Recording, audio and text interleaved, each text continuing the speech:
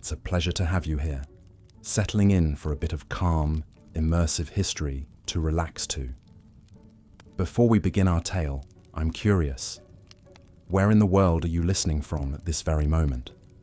What does the sky look like outside your window? Is it the dark of night, or perhaps a drowsy afternoon?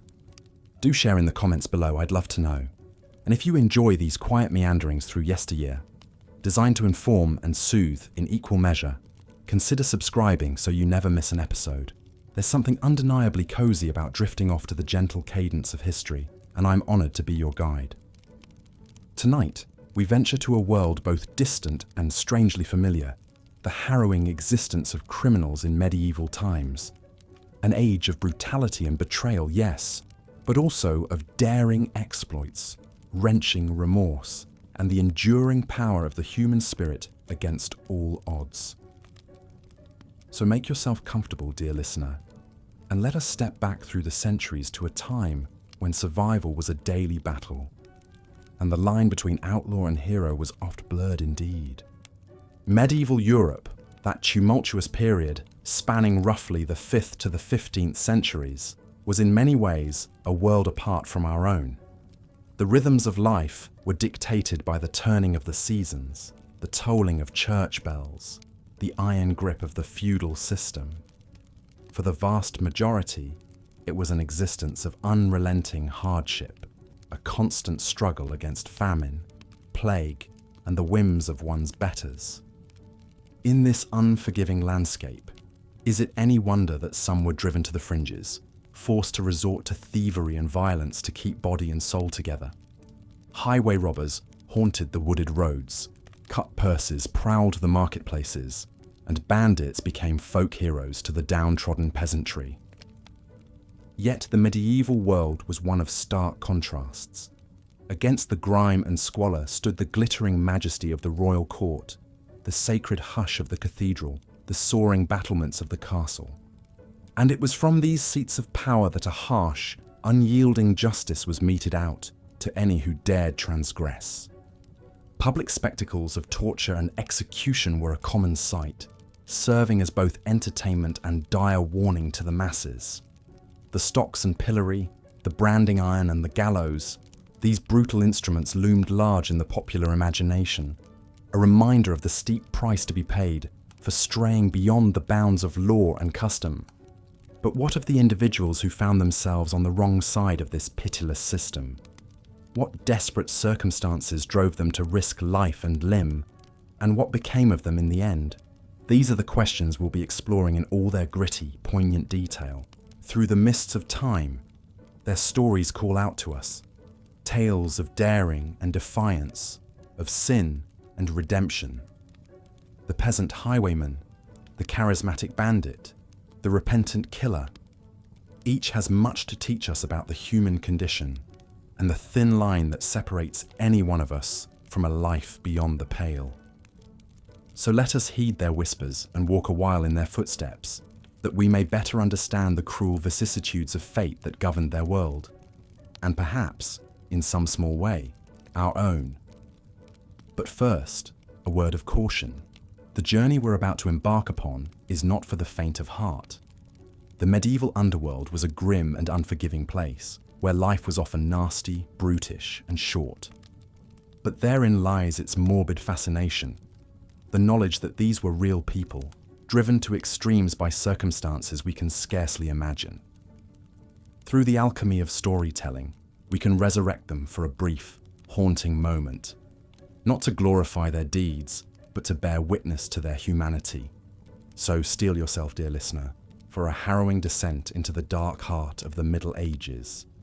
But take comfort too, in the knowledge that these long ago terrors can no longer touch us.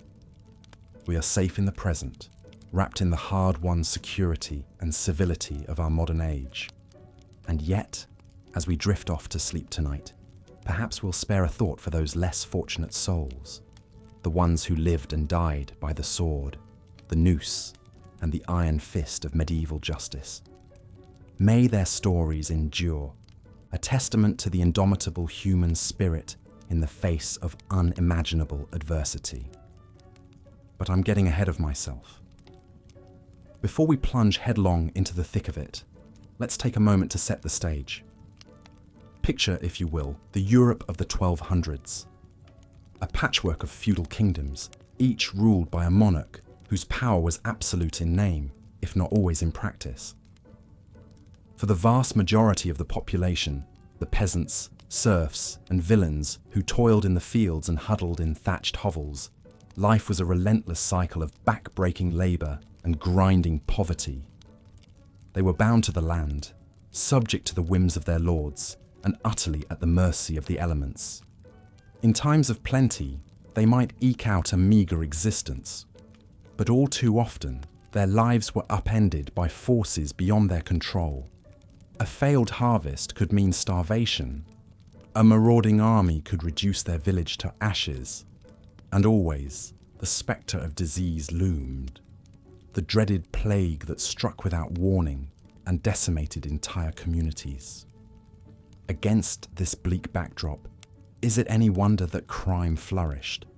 For those on the margins of society, those with nothing left to lose, the lure of the open road and the glint of stolen gold could be impossible to resist. And so they took to the highways and byways, these desperate souls, the outlaws, the brigands, the highwaymen. Some were driven by pure survival instinct, resorting to petty thievery to keep hunger at bay. Others were motivated by a thirst for adventure or a desire to strike back at a system that had left them destitute and powerless. And a few, perhaps, were simply born bad, possessed of a wickedness that no circumstance could excuse. Whatever their reasons, these medieval malefactors would come to loom large in the popular imagination, their exploits celebrated in ballads and penny dreadfuls, their grisly fates held up as cautionary tales. And it is into their world that we now venture, dear listener, a world of danger and desperation, of high-stakes gambles and brutal reckonings. But fear not, for I shall be your trusty guide, illuminating the dark corners of history with the flickering light of scholarship. Together, we'll explore the social and economic forces that gave rise to medieval crime and the often horrific methods by which it was suppressed.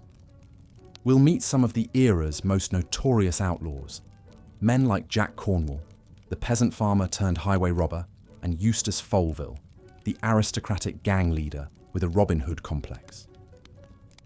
We'll follow them from their first tentative steps into a life of crime to their eventual downfall, whether at the end of a rope or in a moment of hard-won redemption. Along the way, we'll bear witness to the brutal realities of medieval justice, the grisly spectacles of public torture and execution that served as a warning to would-be wrongdoers. We'll explore the dank and dismal dungeons where the accused awaited their fate, and the ingenious instruments of pain that extracted confessions from the guilty and innocent alike. But we'll also pause to consider the human stories behind the headlines, the tales of love and loss, of hope and despair that animate even the most hardened criminal. For in the end, these were not monsters, but men and women pushed to the brink by a world that offered them precious little mercy. So settle in, dear listener, and let us journey back to a time when life was cheap and justice was swift and merciless. A time when the line between hero and villain was often blurred, and the price of survival could be one's very soul. It's a grim and haunting tale, to be sure, but one shot through with moments of courage, compassion, and even dark humour. For in the face of unimaginable adversity, the human spirit has a way of enduring, of finding light in the darkest of places and hope in the most hopeless of circumstances. And so, as we embark on this journey through the underworld of medieval Europe, let us do so with an open mind and a compassionate heart. Let us seek to understand, rather than judge, to find the humanity in even the most desperate and depraved of our forebears.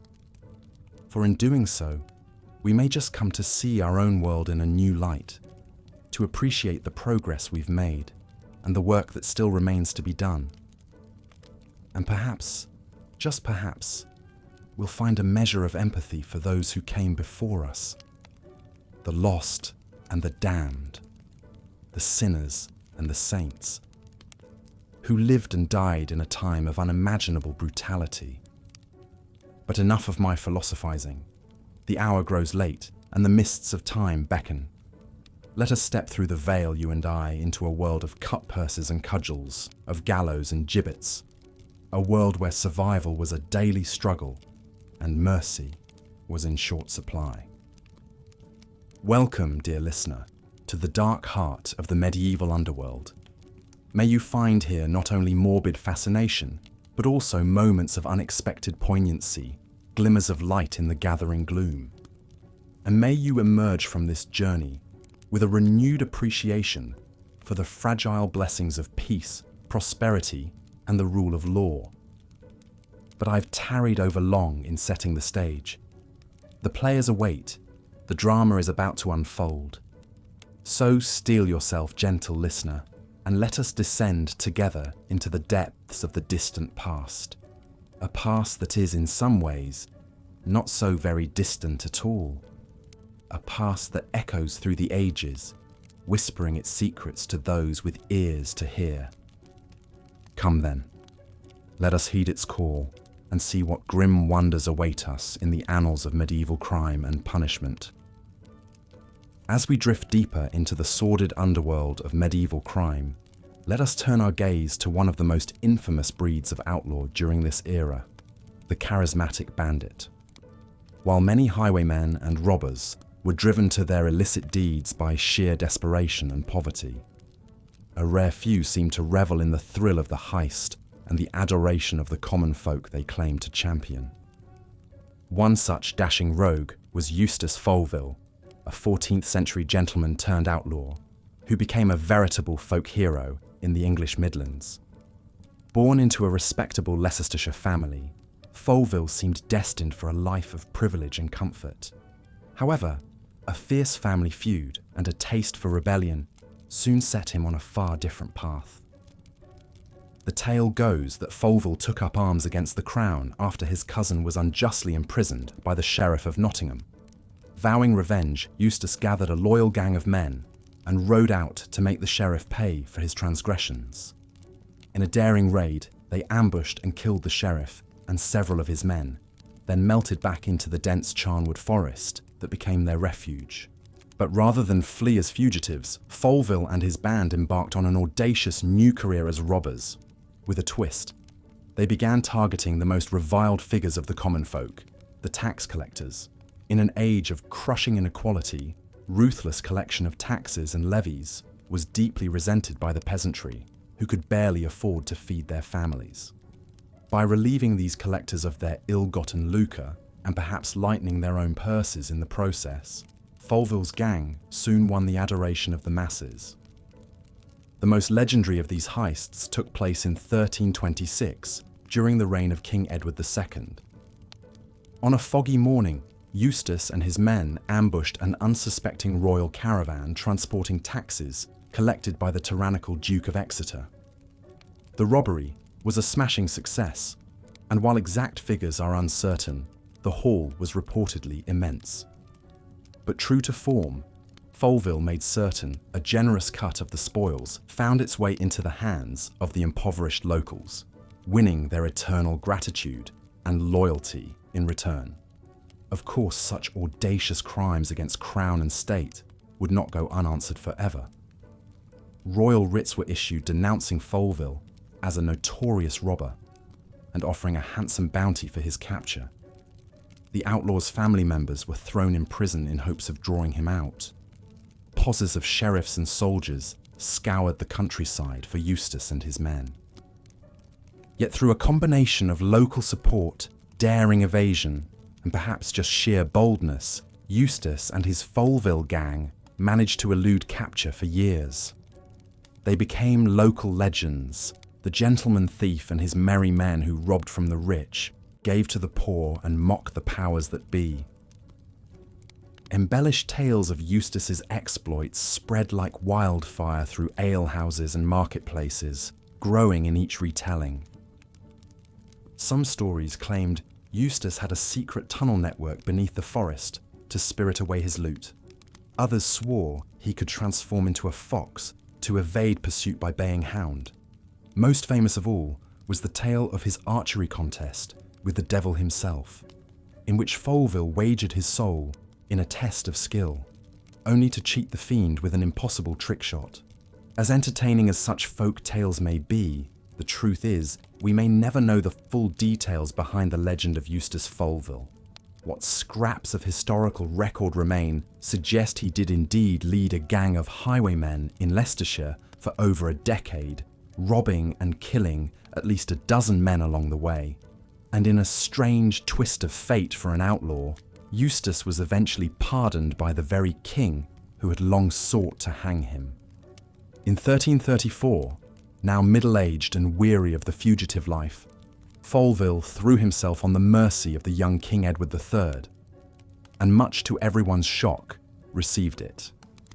Historians suspect Folville's pardon was granted in part because of shifting political winds at court that saw his enemies sidelined. Nevertheless, with his Slayer slate wiped clean, Eustace Folville retired to his family estates, a free and wealthy man. He lived out his remaining years as a respected local figure, serving as bailiff and justice of the peace of all things. When he died around 1347, he was buried in the Folville family chapel, his gravestone bearing a jaunty effigy of a sword-bearing knight, the very picture of a medieval gentleman. So what are we to make of the swashbuckling saga of Eustace Folville? Was he truly a heroic rogue who stood up for the downtrodden against their oppressors, or just a self-serving thug with a knack for public relations? As is so often the case, the full truth likely lies somewhere in between. Like his spiritual successor, Robin Hood, a century later, Eustace was an outlaw who captured the public's imagination and cast himself as their champion, all while profiting handsomely off his crimes. Yet in an age of such brutal inequality and injustice, perhaps even a bandit who could tweak the nose of the powerful and give the masses a taste of ill-gotten wealth seemed a hero. Though Eustace Folville's swashbuckling days are long past, his legend endures as a reminder of how even in the medieval world's darkest corners, a spark of light could still capture hearts and minds. With a wink and a wandering hand, figures like Folville gave the desperate a dose of hope, mirth and mischief in lives so often starved for each. And while we may not endorse their methods from our cozy modern perch, we must concede these dashing outlaws injected a much-needed splash of colour into a very drab and dismal time. One can almost picture Eustace among his men in some musty tavern, regaling the eager crowd with his latest daring deeds as tankards clash and the minstrel plays. So, let us raise a glass to Eustace Folville, the gentleman thief, forest fox, and gallant rogue who tweaked the nose of tyrants and, for a brief, shining moment, brought a touch of justice to an unjust age. Sweet dreams, dear listener, and watch for wily foxes on the road. As the warm glow of Eustace's tale fades into the mists of history, we find ourselves drawn onward to explore yet another shadowy facet of medieval crime, one with a decidedly more sombre and complex character. For while roguish bandits like Folville may capture our imagination, the reality is that the vast majority of medieval lawbreakers were not so dashing, nor their ends so gentle. Next, we peer into the fraught and fearful world of crime and punishment for women in the Middle Ages. Beneath the grim, pious veneer of medieval society, dark currents of suspicion, superstition, and misogyny often flowed, sweeping untold numbers of women into the maw of justice. For a woman to be drawn into the criminal underworld of this era was a terrifying prospect indeed. The path to crime for medieval women was tragically often paved by simple desperation. With scant access to education, employment, or property rights, an unmarried or widowed woman faced daunting prospects for survival. Those who avoided abject poverty often found themselves trapped in the oldest profession, Others, perhaps separated from family or fleeing abuse, resorted to begging, vagrancy, and petty theft to survive.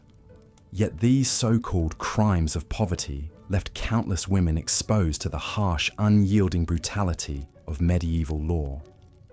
Whereas their male counterparts might face a lashing or short jail stint for such minor offences, female convicts routinely endured far worse. It was not uncommon for a woman to be subjected to savage floggings, public humiliation, or lengthy dungeon stays, often with little regard for the circumstances that led to their plight. Even more disturbing was the readiness with which medieval authorities could concoct charges of moral crimes against unruly or inconvenient women.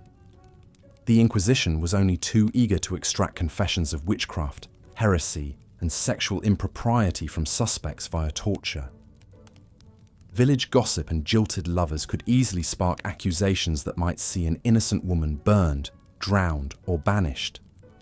The patriarchal paranoia of the time left women intensely vulnerable to such purges. Perhaps no female crime was regarded with more revulsion and fury in medieval times than that of infanticide. In an era of scant birth control and zero tolerance for unwed motherhood, untold numbers of desperate women resorted to the unthinkable. If discovered, the grisly act elicited no public sympathy, only swift and terrible retribution. Infanticidal mothers were routinely tortured, paraded in shame, and executed without mercy. One infamous case was that of Margaret Kitzsteiner, a 17-year-old German peasant who drowned her newborn in a well in 1580. Arrested and interrogated, Margaret confessed under torture to not only infanticide, but that she was a witch who copulated with the devil. Further denounced by vindictive neighbours, poor Margaret was publicly humiliated, savagely lashed, and finally beheaded before a jeering mob. Tragically, while Kitzsteiner's case is relatively well documented, the shocking scope of her cruel treatment was all too common for medieval women on the margins. Across Europe, unknown multitudes suffered similar fates for the crime of failing to uphold an unbending patriarchal order. Even as we recoil at their actions, we cannot help but shudder at the misogynistic machinery of torment and death that awaited so many women.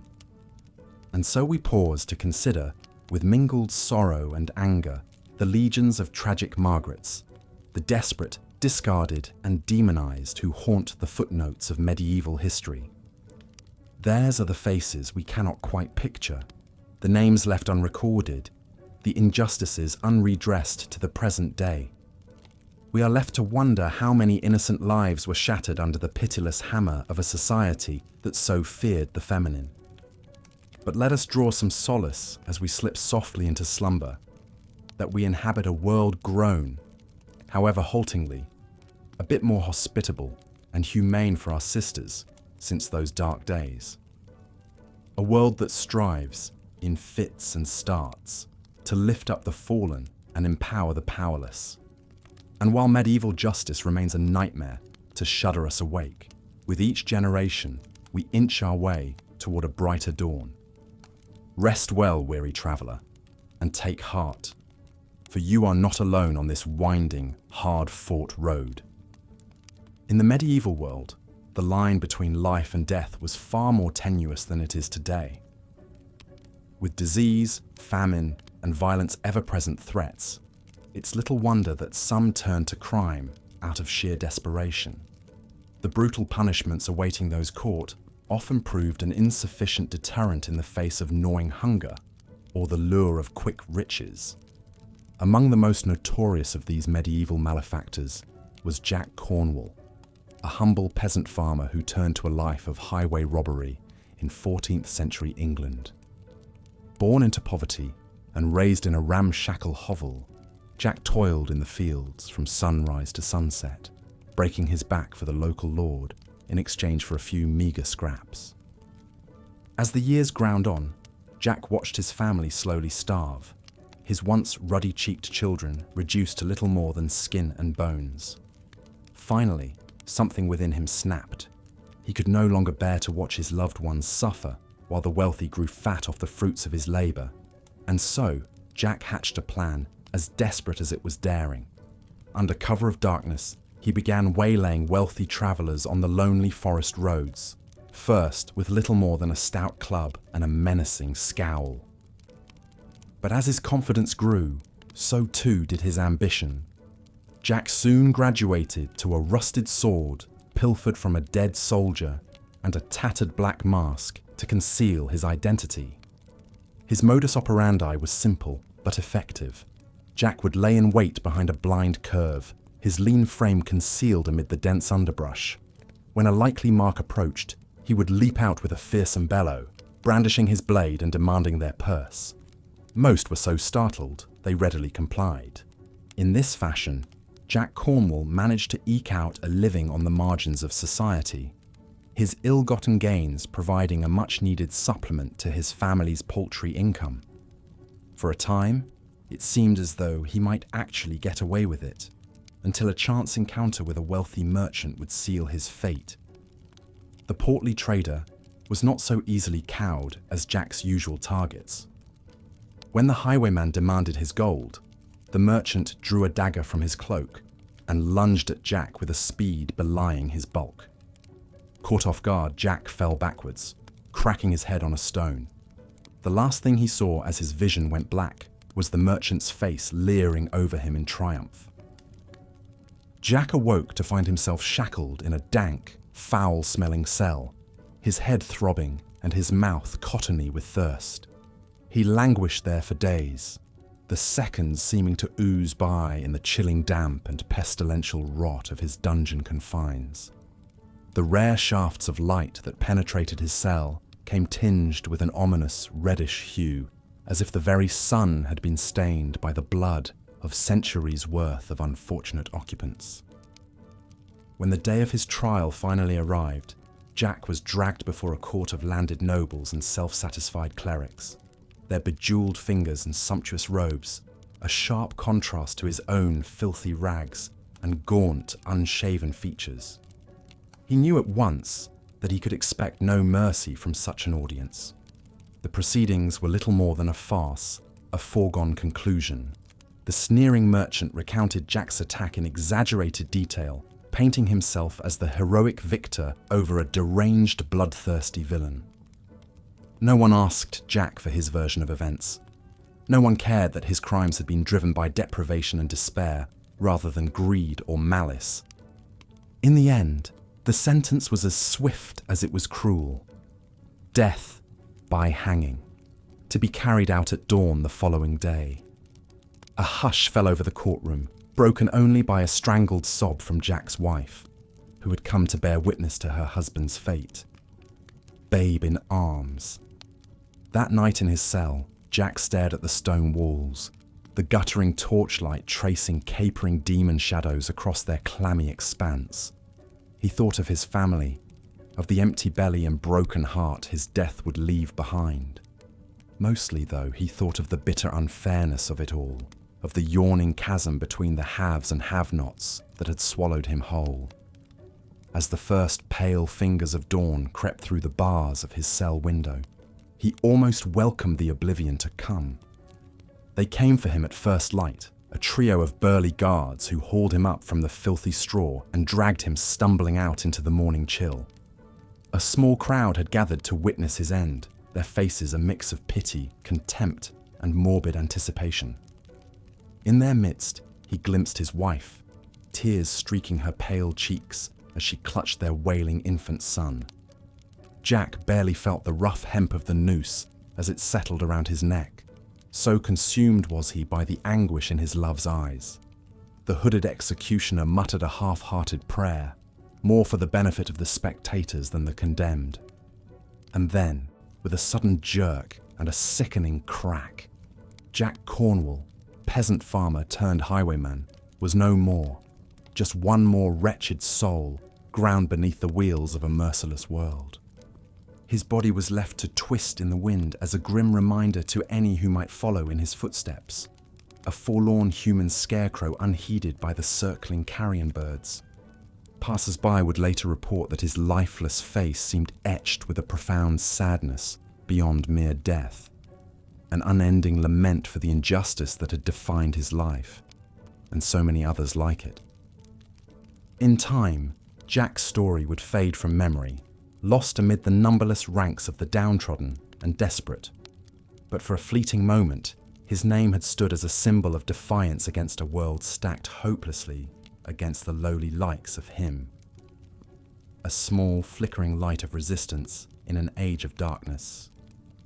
Such public spectacles of harsh justice were all too common in medieval Europe. In an era without a formal police force or systematic means of law enforcement, grisly punishments were seen as a necessary deterrent to keep the discontented rabble in line. The logic was brutally simple. Make an example horrific enough, and others would think twice before straying into crime. And so, miscreants might find themselves subjected to a litany of stomach-churning tortures. Flogging was a popular choice, the lash biting deep into quivering flesh until the victim's back was reduced to a raw, oozing checkerboard of welts and gashes. The stocks and pillory were also much in vogue, leaving the guilty party vulnerable to whatever humiliations or abuse a vengeful public might rain down upon them. Other punishments were more psychologically cruel than physically agonizing. Branding, for instance, ensured that a criminal would be forever marked as an outcast, shunned by respectable society, no matter how sincerely they might repent.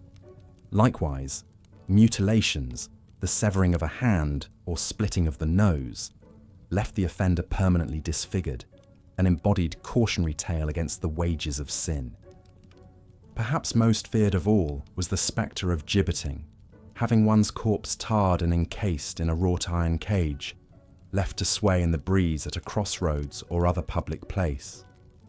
To decompose in full view of the world, carrion birds pecking at your rotting features as your empty eye sockets stared in mute accusation at passers-by. It was a fate too chilling to contemplate. But such was the way of justice in an age of cruelty and caprice. When life was so often nasty, brutish and short, what were a few more horrors heaped upon the heads of the damned?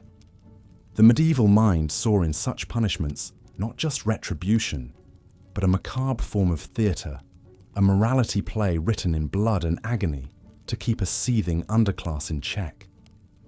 Of course, not all who ran afoul of the law faced such a grim and ignoble end. Those with wealth or status could often negotiate for lighter sentences or wriggle out of consequences altogether. The poor, however, people like Jack Cornwall, enjoyed no such privilege. For them, even a minor infraction could spell disaster, a one-way ticket to the noose or the torturer's rack. And so, they crowded into dank, miserable dungeons, the forsaken and forlorn byproducts of a society built on ruthless hierarchy. There, in the shadow-haunted bowels of medieval castles, a special hell awaited those unfortunate enough to find themselves at the mercy of the law. It is difficult for us now to conceive of the abject horror of those cramped stone oubliettes, where prisoners huddled together in the dark, forgotten by the world above.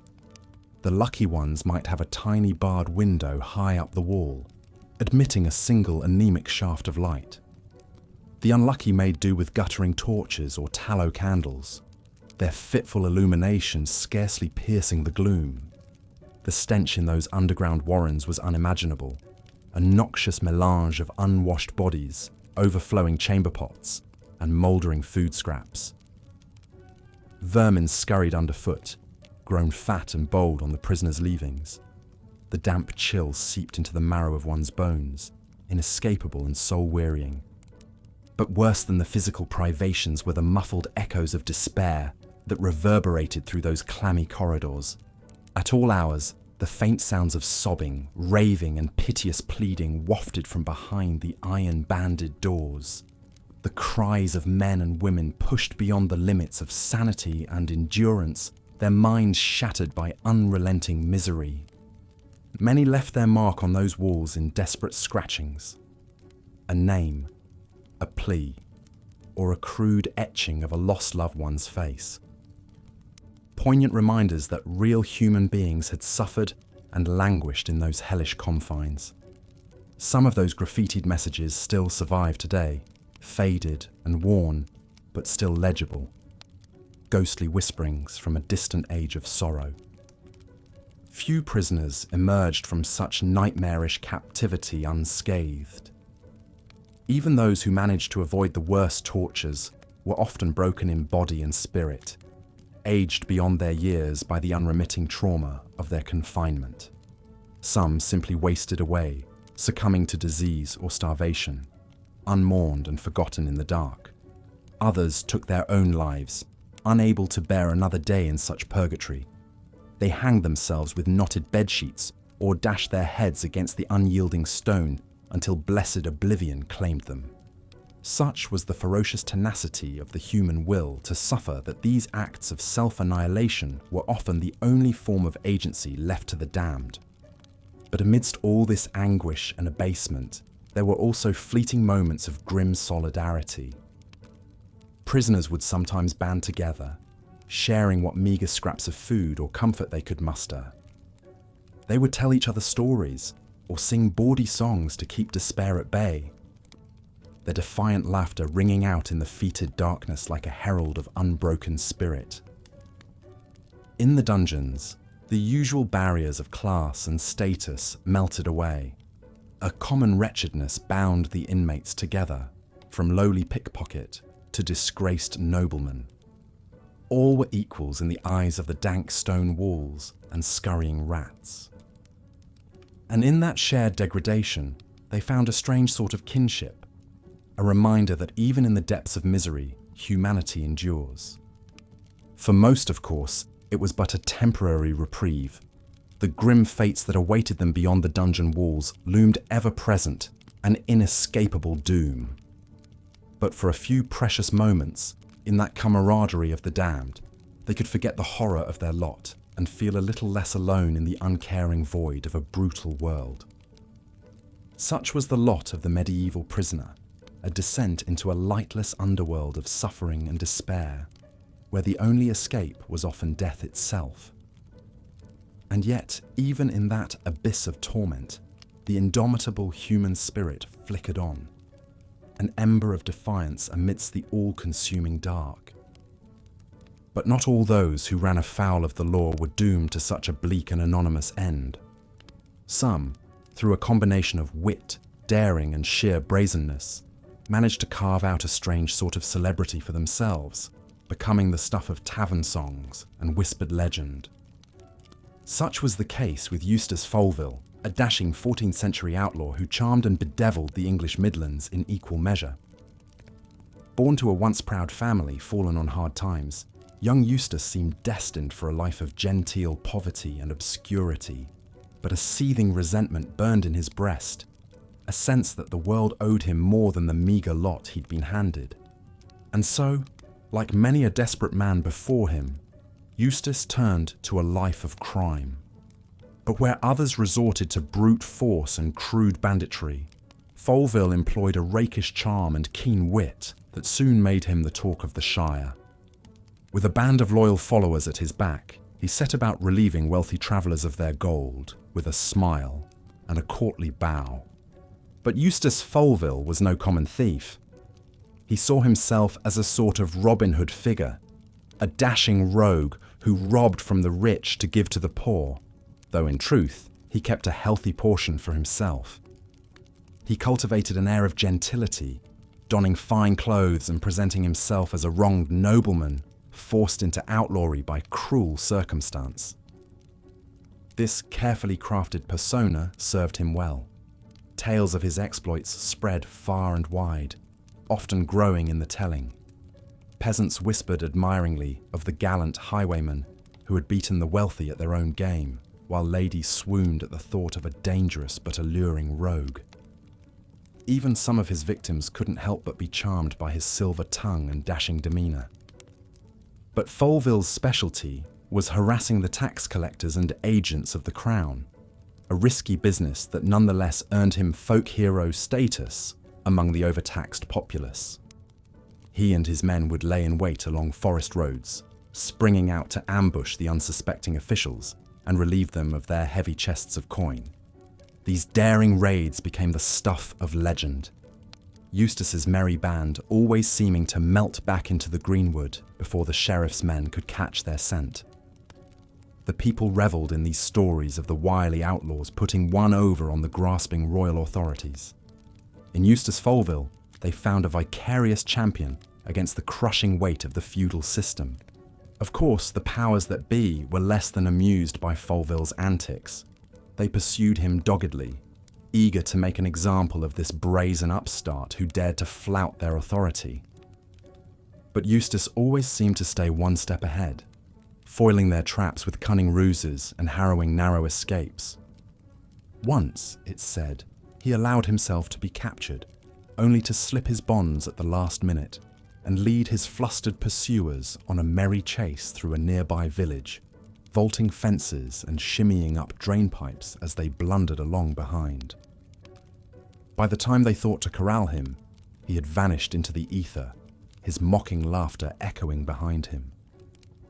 Another time, cornered in a disreputable tavern, Eustace allegedly donned a habit and blacked out his teeth with soot, posing as an addled old monk. When the sheriff's men came calling, he confounded them with crazed gibberish and lurching capering until they left in consternation, never realizing how close they'd come to their quarry. Such bold escapades only burnished Folville's aura of rakish invincibility. In the popular imagination, he took on the dimensions of a figure of myth and romance, a gallant laughing cavalier who played the mighty for fools and always got the better of his bumbling pursuers. No degenerate cutthroat he, but a proper gentleman of the road. But of course, the reality was likely a good deal less rosy. For all his flair and panache, Eustace was still a hunted man, forced to live on the margins and in the margins, and constant fear of capture. And while he played at being a friend to the downtrodden, his depredations often left honest travellers and merchants impoverished and reeling. Yet even this could not completely dim his lustre in the eyes of a people desperate for any glimmer of hope or defiance in a bleak and oppressive world. In Eustace Folville, they found a dashing avatar onto whom they could project their own fantasies of resistance and wish fulfillment. His legend grew to overshadow the squalid realities of his trade. And in this, perhaps, there is a lesson about the human capacity for myth-making, the eternal yearning for romance and heroes, even in the midst of misery. Faced with the grinding brutalities of a world arrayed against them, the common folk sought solace in tall tales and the comforting lie of the noble outlaw. For Eustace Folville, charming predator, gallant rogue, enigma wrapped in homespun legend, may have been in large part a creation of desperate imagination. But in giving life to his fanciful exploits, his admirers also nurtured the embers of their. As we've seen, the life of a medieval criminal was often nasty, brutish and short. But amid all the cruelty and squalor, there were glimmers of humanity, even among the most notorious outlaws. Take the story of Robert of Alton, a disgraced knight who terrorized 13th century England. Born to a noble family, Robert seemed destined for a life of chivalry and honor. But war had other plans. While fighting in France, he committed unspeakable atrocities against civilians, burning villages, slaughtering women and children. The carnage fractured his mind. Robert returned home a changed man, his soul shattered and conscience unbound. Turning to a life of crime, Robert embarked on a one-man reign of terror across the English countryside. No traveller was safe from his ambushes. He killed indiscriminately, driven by some inner torment. The crown put a handsome bounty on the mad knight's head, but Robert's cunning and brutality kept him one step ahead of the law. Until one cold autumn evening, when his luck finally ran out. Villagers he had been terrorizing lay in wait and captured Robert in a dramatic showdown. In chains, he was hauled before the magistrate to face a long list of heinous charges. The kingdom clamored for Robert's head. A public execution was hastily arranged. Hanging, drawing, and quartering. to serve as a warning to other would-be bandits. The Mad Knight's fate was sealed. But a strange thing happened in Robert's dank dungeon cell as he awaited his grisly end. The killer began to repent. According to legend, Robert furiously wrote his life story on mouldy parchment by the light of a single candle. In shaky prose, he confessed his sins and begged for God's mercy. Robert's 11th hour conversion became the talk of the town. Could such an evil man truly be saved? The debate raged as the execution loomed. Chroniclers say a priest snuck into the dungeon and heard the knight's last confession, administering final rites. Grim crowds gathered for Robert's hanging at dawn, eager to see the notorious killer receive justice. But the broken man who stood before them was not the same defiant outlaw. Head bowed, Robert publicly recanted his crimes and begged the victims' families for forgiveness. As he stepped up to the gallows, Robert extended his bound wrists to the executioner and gazed to the heavens. "Lord," he cried out, "thy will be done." The noose snapped tight, and the knight went limp, his body left to twist in the wind as a macabre reminder. Robert's story was a medieval sensation, the murderer who found God in his darkest hour. His crude autobiography was copied and passed around, becoming an early true crime bestseller. Some believed Robert's conversion was genuine, while others dismissed it as a desperate attempt to avoid damnation. But in a world with so little mercy, even a glimmer of redemption captured the public's imagination. Robert's grisly end became a popular subject for gory medieval morality plays, where his final penitence always earned an angel's pardon. In the end, Robert of Alton's story endures not because of his crimes, but because of his remorse. His is a very human tale of sin, punishment, and the hope of forgiveness. For even in the face of certain death, it is never too late to repent. While Robert's violent exploits may have been extreme, his yearning for salvation was not unique. Across the Middle Ages, many criminals sought to make peace with God before facing the executioner. The church held powerful sway, and the promise of divine mercy was often a condemned man's last comfort. Medieval execution rituals were designed as much for spiritual redemption as physical punishment. Proceedings often began with an elaborate public mass where the condemned would receive last rites. A priest would then escort the criminal to the scaffold, urging repentance and leading prayers. Even the execution itself took on a perverse religious ceremony at times. According to some accounts, crucifix-shaped gallows were used so that felons could die in the same manner as Christ. The spilling of their blood was symbolically linked to holy sacrifice. After the grim deed was done, a final indignity awaited most executed criminals: dissection. Since they often died in a state of sin, their corpses were considered property of the state to dispose of as it saw fit. Many were handed over to the medical schools for crude anatomy lessons. Others were gibbeted, left to rot in iron cages as a warning. But not all criminals were resigned to a grisly public death or anonymous dissection. Right up until the end, some violently resisted their fate, making desperate bids for escape or rescue. Others faced the noose stoically, stubbornly refusing to repent or beg for mercy. A few even used their execution as a final act of defiance against authority. The execution scaffold could become an early speaker's corner. Condemned outlaws might denounce the corrupt system that had doomed them, or passionately plead their case to the gathered crowds. In 1305, Scottish rebel William Wallace famously used his last breath to cry out for freedom before being hanged, drawn, and quartered. His final shout of "Mercy!" was not a plea for himself, but for the common people suffering under English tyranny. As word of such dramatic executions spread, a few doomed criminals seized their chance at immortality, determined to be remembered as martyrs and folk heroes. For men and women with little power in life, Choosing how they faced death was their last chance to shape their own legacy.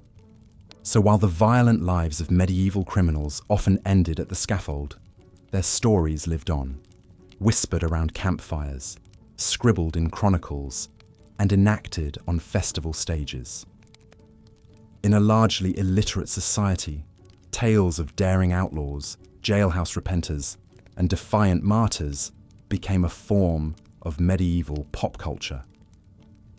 For peasants ground down by poverty and powerlessness, these criminal legends were a source of grim fascination and vicarious thrills. They offered a glimpse of adventure beyond the drudgery of feudal life. And in some cases, they provided a subtle outlet for social criticism, a commoner's eye view of injustice. Of course, we must be wary of romanticizing the criminals of the Middle Ages, or reading too much into their enduring tales. Most were desperate outcasts, not dashing rogues, and their victims' suffering was all too real. But in a world with so little empathy for the poor and powerless, even their grisly stories found an eager audience. So what are we to make of the brutal lives of medieval criminals in the end? On one level, they simply reflect the harshness of their era, a world of rampant inequality, cruelty, and superstition. Theirs was not a romantic age, but a pitiless one that drove many to unspeakable deeds. But if we listen closely to whispers of humanity amid the horror, a more nuanced picture emerges. Behind every medieval outlaw tale is a real person pushed to the brink by hardship, broken by trauma, or twisted by unchecked power.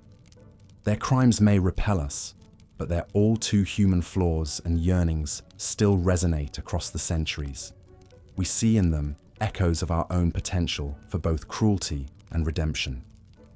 How many of us, ground down by poverty and pain, might be capable of terrible things?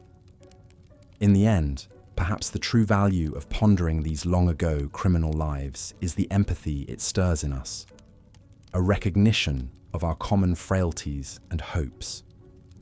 For all our modern sophistication, are we really so different from our medieval forebears, stumbling through a world that is often brutish and unfair? As you drift off to sleep, let your mind wander back to those distant days of chainmail and dungeons, plagues and putrid streets. Imagine yourself in the place of some scrawny medieval peasant, gazing up at the severed heads above the town gates. What flickers of life, however unfortunate, once animated those vacant eyes? Hold that thought as you slip into dreams, your warm bed a world away from a cold stone cell. Breathe in gratitude for our relatively gentle modern age. The monstrous criminals of the Middle Ages have long since mouldered to dust, but their very human stories linger, inviting us to ponder the crooked timber of our species. And so, our grim historical tour draws to a close. The next time you find yourself grumbling about some petty modern inconvenience, cast your mind back to the short, ungentle lives of medieval criminals. Suddenly, that long line at the DMV might not seem so dire. Progress may be imperfect, but it's a hard-won gift. Sleep well, dear listener, and dream of kinder centuries. Let the muffled sounds of the modern world, the hum of late-night traffic, the muted barks of neighborhood dogs, soothe you into slumber. How lucky are we to drift off without fear of barbarians at the gates or brigands in the shadows. Our world is still far from perfect, of course, but it's a far cry from the desperate, disease-ridden societies that drove so many medieval men and women to unspeakable deeds. We may yet build a civilization where fewer fall through the cracks into brutality. The arc of history is long, but perhaps it bends toward mercy in the end. So rest now and savor these last drowsy moments of wakefulness, poised between the dark dreams of history and the gradual dawn of a better world. Let the hard-learned lessons of the past whisper into your waiting ears, and may your sleep be sweet, and your tomorrows ever more gentle. As we've seen, the life of a medieval criminal was often brutish and short, shaped by the harsh realities of poverty, inequality, and a ruthless justice system. But amidst the darkness, there were also flashes of defiance, ingenuity, and even gallantry from those who lived outside the law. Take the case of Adam the Welshman, a wily outlaw who haunted the wilds of northern England in the early 14th century. Born to a poor family in the rugged hills of Wales, Adam turned to a life of crime as a young man, driven by a combination of desperation and thirst for adventure.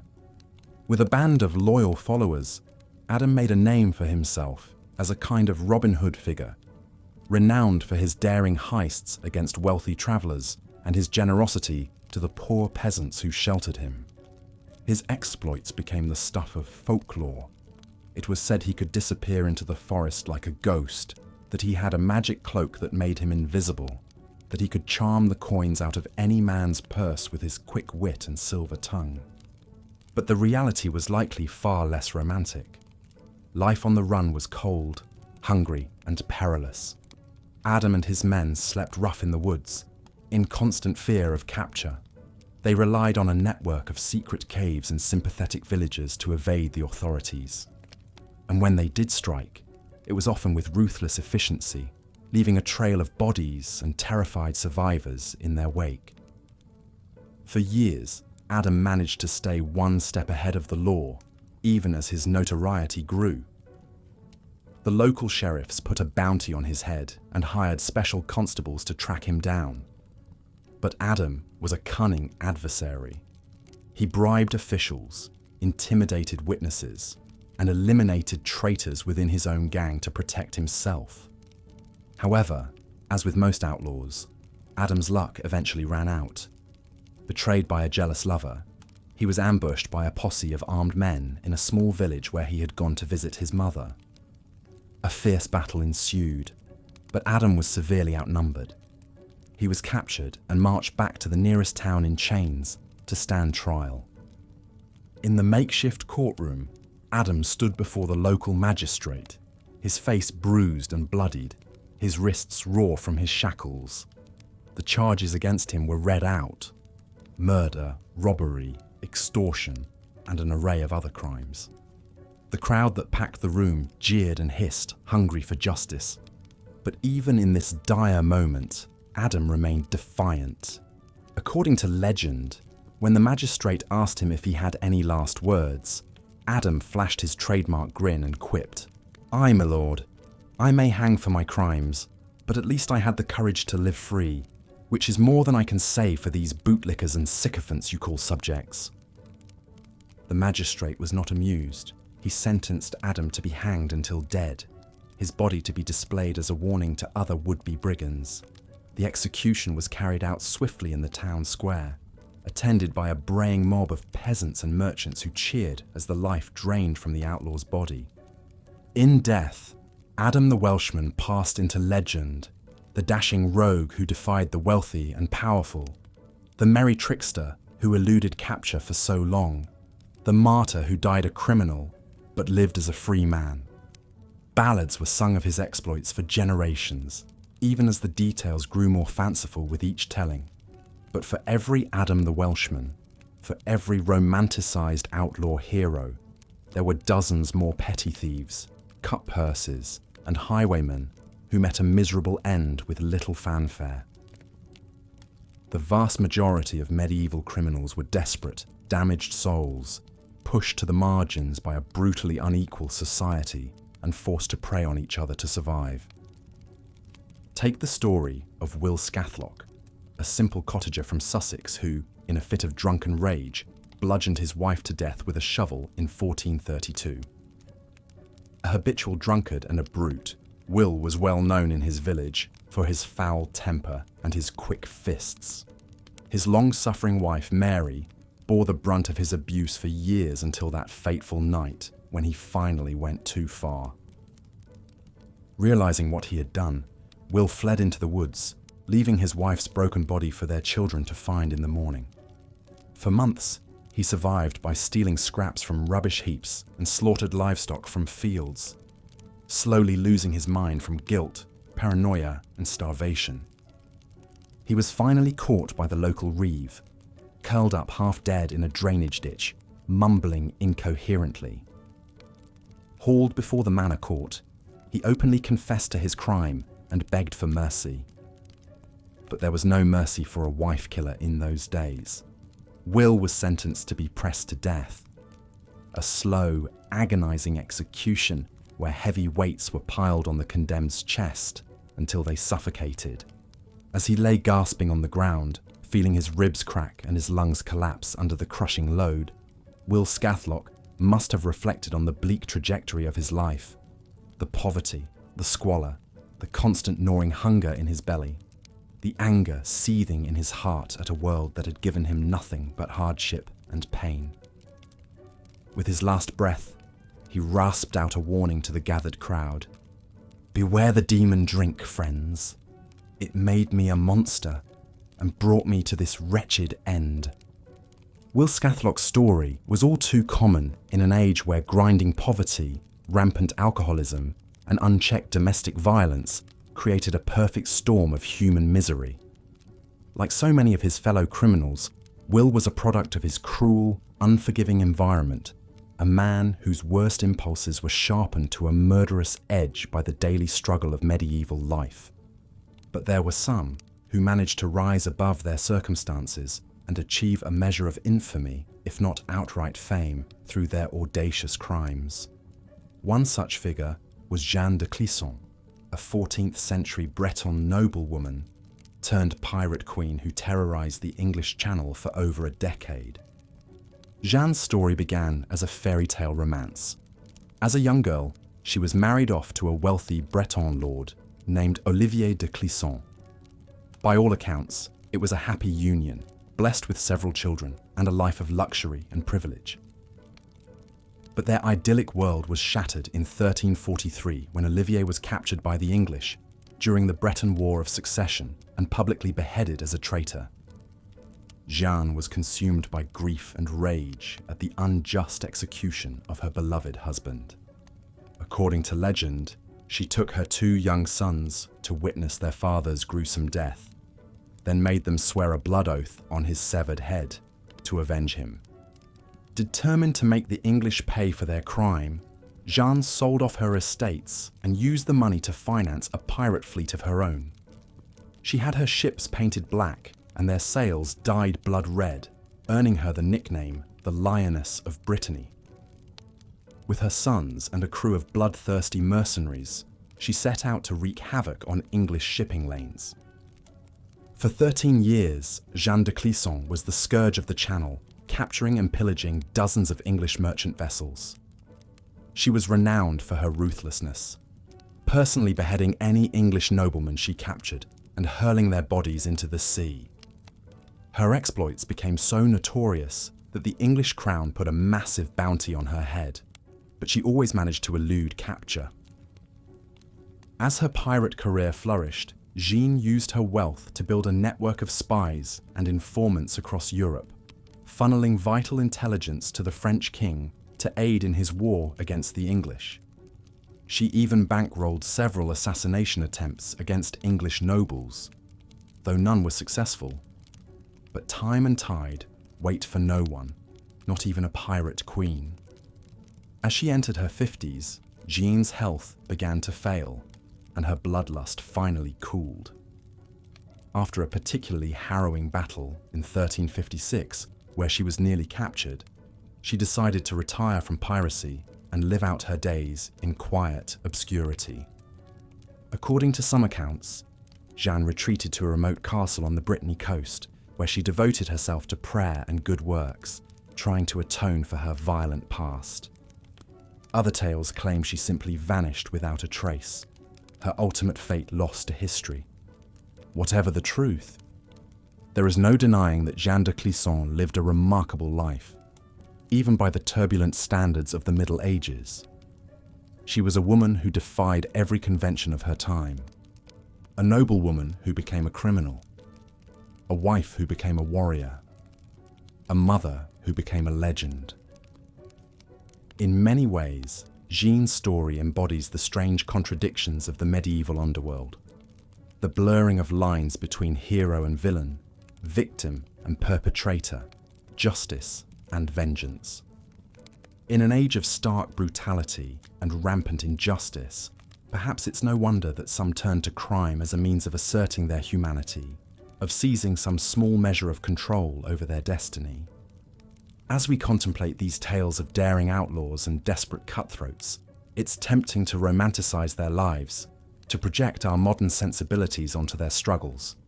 But we must remember that the reality of medieval crime was far bleaker than any ballad or legend would have us believe.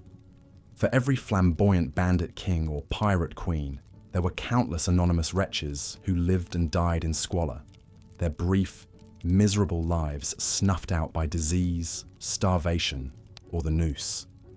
The vast majority of medieval criminals were not dashing rogues or defiant rebels, but broken souls ground down by poverty, ignorance, and cruelty.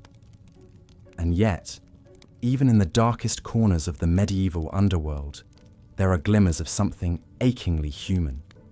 Moments of courage, compassion, and even gallows humor in the face of unimaginable adversity.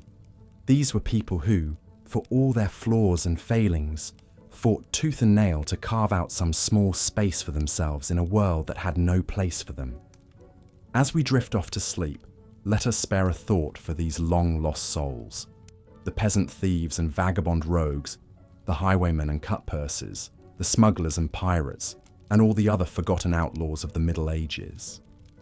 May their restless spirits find some measure of peace in the silence of the grave, and may their stories endure as a testament to the indomitable human will to survive, even in the darkest of times. And so we come to the end of our journey through the shadowy underbelly of medieval Europe. From the blood-soaked fields of England to the storm-tossed coasts of Brittany, we have followed in the footsteps of those who lived and died outside the law, those who dared to defy the harsh dictates of their time. It has been a grim and harrowing tale, to be sure, a catalogue of cruelty, desperation, and violence that speaks to the darkest impulses of the human heart. But it is also a profoundly human story, one that resonates across the centuries and reminds us of the common threads that bind us all. For in the end, are we not all outcasts in our own way? Are we not all struggling to find our place in a world that can seem cold, unfair, and indifferent to our suffering? The medieval criminal, for all his sins and sorrows, is a mirror held up to our own souls, a reminder of our shared frailty and our shared strength. So let us not judge them too harshly, these lost and lawless souls of ages past. Let us instead remember them with empathy and understanding as fellow travelers on the winding road of life. And let us take comfort in the knowledge that, no matter how dark the night may seem, the dawn will always come, bringing with it the promise of a new day and a chance to start anew. Rest now, weary traveler, and let the echoes of history lull you into a deep and dreamless sleep. May you find solace in the knowledge that you are not alone, that your struggles and triumphs are woven into the great tapestry of human experience, and may you wake refreshed and renewed, ready to face the challenges of your own time with the same courage, resilience, and indomitable spirit that sustained our ancestors through the darkest of ages. Good night, dear listener, and sweet dreams. The outlaws of old bid you peace and rest, until we meet again on the winding road of history.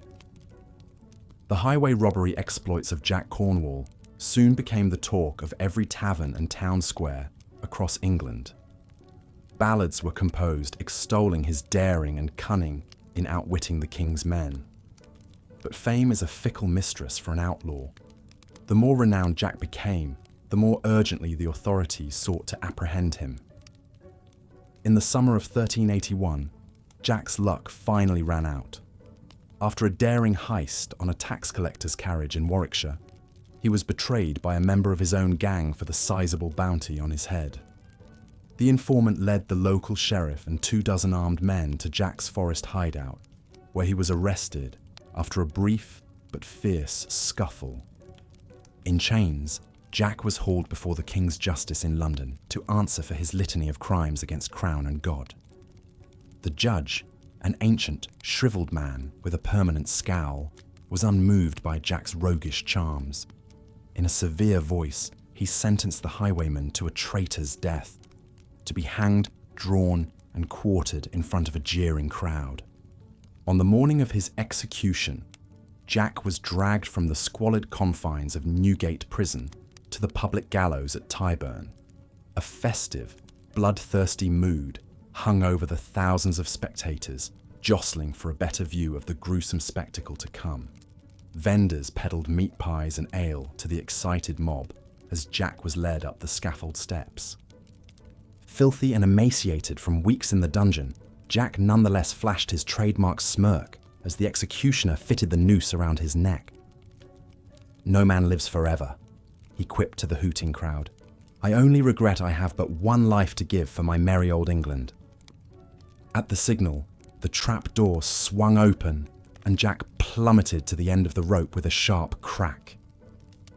After strangling for several minutes, his body was cut down, and while still alive, his entrails were pulled from his slit belly as he screamed in agony. Finally, the executioner hacked his body into 4 pieces with an axe to be displayed above the city gates as a grim warning to other would-be outlaws. Jack Cornwall's grisly demise was a reminder of the merciless punishments awaiting those who dared defy the social order in medieval England. For kings and commoners alike, public executions and tortures served as a form of brutal entertainment, as well as an instrument of state terror. Public spectacles of pain and death were considered a vital part of the justice system, a deterrent to crime as much as a means of vengeance. Crowds would gather in a festival-like atmosphere to jeer and laugh as the condemned were subjected to agonizing ordeals before facing the ultimate penalty under the law. For petty crimes like theft, branding was a common punishment. The accused would be held down as a red-hot iron was pressed into the flesh of their hand, face, or chest, leaving them permanently marked as a criminal. Repeat offenders could expect to lose a hand or a foot as punishment. Such mutilations left the convicted as social outcasts, unable to find honest work even if they wanted to reform. More severe crimes called for even ghastlier sentences. Murderers, rapists, and heretics were often sentenced to death by burning at the stake. The condemned would be tied to a wooden post atop a pile of kindling in the town square as crowds looked on. The executioner would set the wood ablaze, and the victim would be slowly consumed by the flames, thrashing and shrieking until they succumbed to the smoke and searing pain. Traitors to the crown could expect the most diabolical fates of all, as Jack Cornwall experienced firsthand. In addition to hanging, drawing, and quartering, some were sentenced to be boiled alive in a cauldron of water, oil, or even molten lead. Their agonized screams would fill the air as their skin sloughed off and their internal organs cooked inside them. Such stomach-churning brutality may seem incomprehensible to modern sensibilities. But in a medieval world plagued by rampant crime, violence, and disorder, horrific public tortures served as a social glue of sorts. They unified the law-abiding against the lawless and created a climate of terror that made defying the authorities unthinkable for most. Of course, not all criminals were caught or punished. Many of the most desperate and daring managed to elude justice, at least for a time. Their stories became the stuff of folklore, a grim fascination for the poor and downtrodden who lived vicariously through their exploits. One such figure was Eustace Folville, the so-called Merry Bandit, who haunted the highways and forests of 14th century Leicestershire. Born into a once prosperous family of landed gentry, Eustace fell on hard times as political intrigues and shifting allegiances cost the Folvilles much of their wealth and status. Facing destitution, Eustace and his brothers took to a life of crime as outlaws in the dense woodlands surrounding their ancestral home, Ashby Folville Manor. But while they were motivated by desperation, the Foleville gang soon discovered they had a knack for the bandits' trade. Clad in Lincoln green and armed with longbows and broadswords, Eustace and his men would lay in wait along lonely forest roads. When wealthy travellers or cargo wagons came into view, the band would spring from the greenwood bawling lusty war cries. Stunned and outnumbered, most victims quickly surrendered their coin and goods. Those who resisted could expect a swift arrow to the chest or a crushing blow from a quarterstaff. But Eustace was said to forbid his men from harming women, children, or penniless peasants. Indeed, he became something of a local Robin Hood figure, famous for his gallantry and generosity to the poor. According to legend, Eustace once waylaid the carriage of a foppish bishop, travelling through Charnwood Forest with a cargo of silver plate and jewel-encrusted reliquaries. Disguised as a simple woodcutter, Eustace led the pompous prelate into the outlaw's trap, then forced him at sword point to hand over his treasures and consume a supper of humble bacon, beans, and black bread. Eustace then let the red-faced bishop go with a playful swat on the rear from his broadsword and a stern warning to mend his greedy ways. For the rest of his days, the clergyman was said to leave a place at his banquet table for any poor stranger who might pass by seeking alms or a meal. Such chivalrous capers earned Eustace the admiration of the peasantry and the ire of the authorities in equal measure. Ballads and poems celebrating his exploits spread his fame far and wide. But they also drew the attention of the Sheriff of Nottingham, who became determined to bring the Foleville gang to justice. The net of the law gradually tightened around the outlaws. Several bloody skirmishes erupted between the bandits and the sheriff's men in the forest, leaving dead and wounded on both sides. Eustace himself barely escaped capture more than once, melting like a ghost into the misty greenwood as pursuers blundered by yards away. But Eustace Foleville's freewheeling bandit life could not last forever.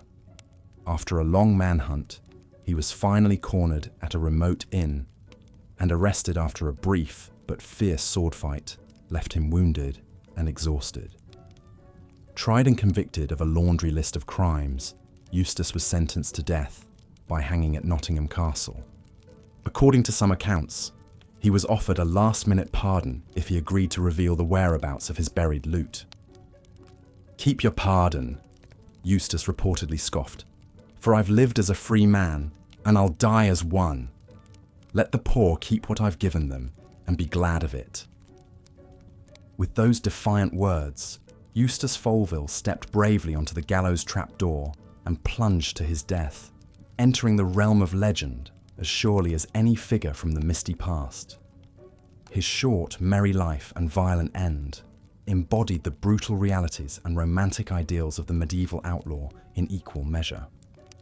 Of course, the experiences of male outlaws like Eustace Foleville tell only part of the story of medieval crime and punishment. For women in the Middle Ages, the justice system could be even more cruel and unforgiving. The Pat. As we've seen, the brutal realities of medieval crime and punishment were intimately intertwined with the harsh social conditions of the time. Grinding poverty, unchecked disease, and a rigid class hierarchy pushed many to the margins of society, where a life of crime offered the only hope of survival. In this unforgiving world, even petty offences could result in horrific torture and gruesome public execution as the ruling class sought to maintain order through terror. One of the most iconic figures of the medieval underworld was the highwayman, a daring bandit who lay in wait along the lonely roads to ambush unsuspecting travellers. These desperate outlaws came from all walks of life, driven to crime by circumstance and opportunity. Some were fallen nobles or disgraced knights, others simple peasants or fugitive serfs seeking to escape the crushing burdens of feudal servitude. Perhaps no highwayman embodied this archetype more than the infamous Jack Cornwall, whose blood-soaked exploits struck fear into the hearts of wealthy merchants and clerics across 14th century England. Born into grinding poverty, Jack watched helplessly as his family's meagre farm was seized by the local lord for failure to pay taxes. With nothing left to lose, he took to the highways with a small band of fellow outcasts, determined to exact revenge on the system that had stripped him of land and livelihood. For years, Jack and his gang terrorized the roads of southern England, targeting rich pilgrims, tax collectors, and noble retinues flush with valuables.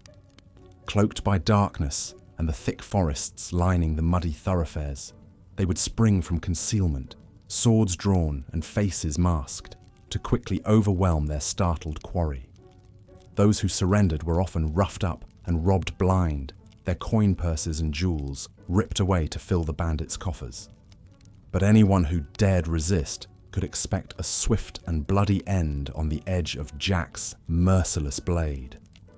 As their notoriety grew, Jack's band soon attracted scores of the region's poor and dispossessed, swelling their ranks and allowing them to attempt even bolder heists. Dodging the patrols of the local sheriffs and ducking in and out of forest sanctuaries, they ran a sly guerrilla campaign that made them folk heroes to the downtrodden peasantry.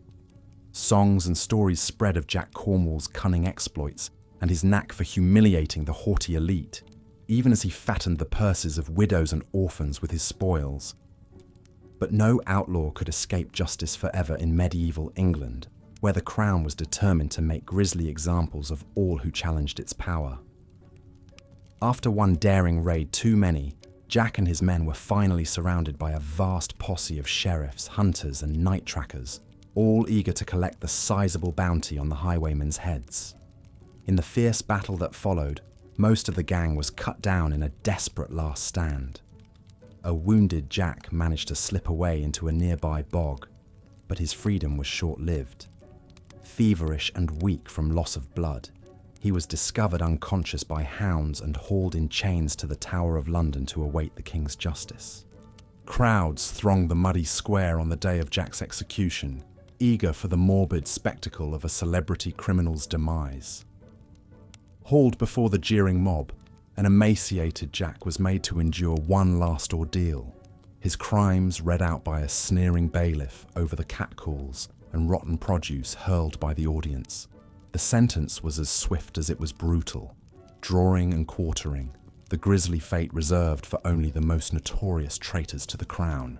As the executioner sharpened his blades and the cart trundled forward to the site of butchery, Jack Cornwall reportedly turned to his captors with a sly grin, quipping, "I only ever fought for my share of the world's plenty, same as any lord or bishop. Perhaps in death, I'll find the justice so lacking in this life." Whether Jack truly uttered such words, we'll never know. But in that final sardonic defiance, he crystallized the spirit of the medieval outlaw, a rebel to the last against the suffocating strictures of his time. With a nod, Jack commended his soul to God as the horses strained forward and the first cuts bit deep. In an explosion of blood and agony, one of the most legendary highwaymen of the Middle Ages was ripped asunder, his head deftly shorn off by the axeman to join the other grinning skulls atop London Bridge. The pieces of his body were sent to the four corners of the realm as a hideous warning to any who dared follow his example. Yet Jack's memory would long outlive his mutilated remains, whispered in taverns and roadside inns, as a folk hero cut down by the ruthless powers that be. In this telling, his death was not a defeat, but an apotheosis, an immortal rebuke from beyond the grave to the bloated lords and clerics who grew fat on the suffering of the poor. While Jack Cornwall's tale is certainly one of the more colourful in the annals of medieval crime, it reflects the dismal fates that awaited most who ran afoul of the law in this era. The brutality of the highwayman's trade was more than matched by the savagery of the punishments dispensed to those who got caught. In a time before standing police forces or professional jailers, justice retained the primal simplicity of tooth and claw, striking mortal terror into would-be malefactors with the grisly spectacle of public execution and torture. Across medieval Europe, town squares and castle courtyards routinely played host to the stomach-churning theatrics of criminal sentencing, as crowds bayed for blood and pulpits rang with stern imprecations.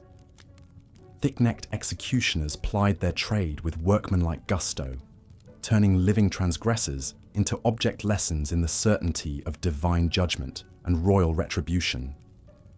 The methods employed spanned a skin-crawling array of brutality and fatal ingenuity, all carefully calibrated to deliver maximum suffering and ignominy to the condemned.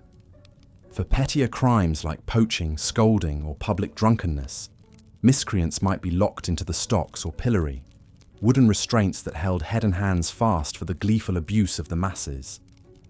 With arms and noggin helplessly fixed in place, offenders were forced to endure a barrage of jeers, chamber pot slops, and mouldering produce for hours or even days, the rotting detritus seeping into eyes and clotting hair until their release left them stumbling, half-blind and reeking. More serious infractions like burglary, forgery, or sodomy saw the guilty subjected to agonizing public floggings and mutilations, with barebacks flayed to gory ribbons by the lead-tipped cat o' nine tails and noses or ears deftly shorn away by a razor-edged dirk. Thieves and pickpockets were often branded on hand or forehead with a sizzling iron, leaving them permanently scarred as pariahs to be shunned by the honest for fear of guilt by association. But even these grim ordeals paled before the dark creativity unleashed upon perpetrators of the most heinous crimes: treason, heresy, witchcraft, and murder. For these transgressors, the cunning torturers of the Middle Ages dreamed up a hellscape of exquisite agonies designed to inflict maximal suffering and ignominy before death's sweet release. Some, like Jack Cornwall, were drawn and quartered, lashed spread-eagled between four straining horses until their joints cracked and flesh peeled away in gory strips. Others suffered the red-hot pincers and tongs of branding, their skin crisping and bubbling as the unyielding metal seared deep. Many were broken on the wheel, their limbs hammered and splintered between the spokes, until only a twitching sack of pulverized flesh remained. Witches and heretics burned at the stake, writhing and wailing as the flames consumed hair, skin, and fat in greasy gouts of smoke. Perhaps most fiendish of all was the practice of hanging, drawing, and quartering, a punishment reserved for only the vilest enemies of crown and church. In this grotesque ritual, the condemned would first be half strangled by the noose, leaving them twitching and purpled, but still agonizingly conscious. Then, as a sharp-bladed dirk plunged into their belly to spill steaming guts onto the scaffold, they were swiftly emasculated, the offending organs thrust into the bubbling mass.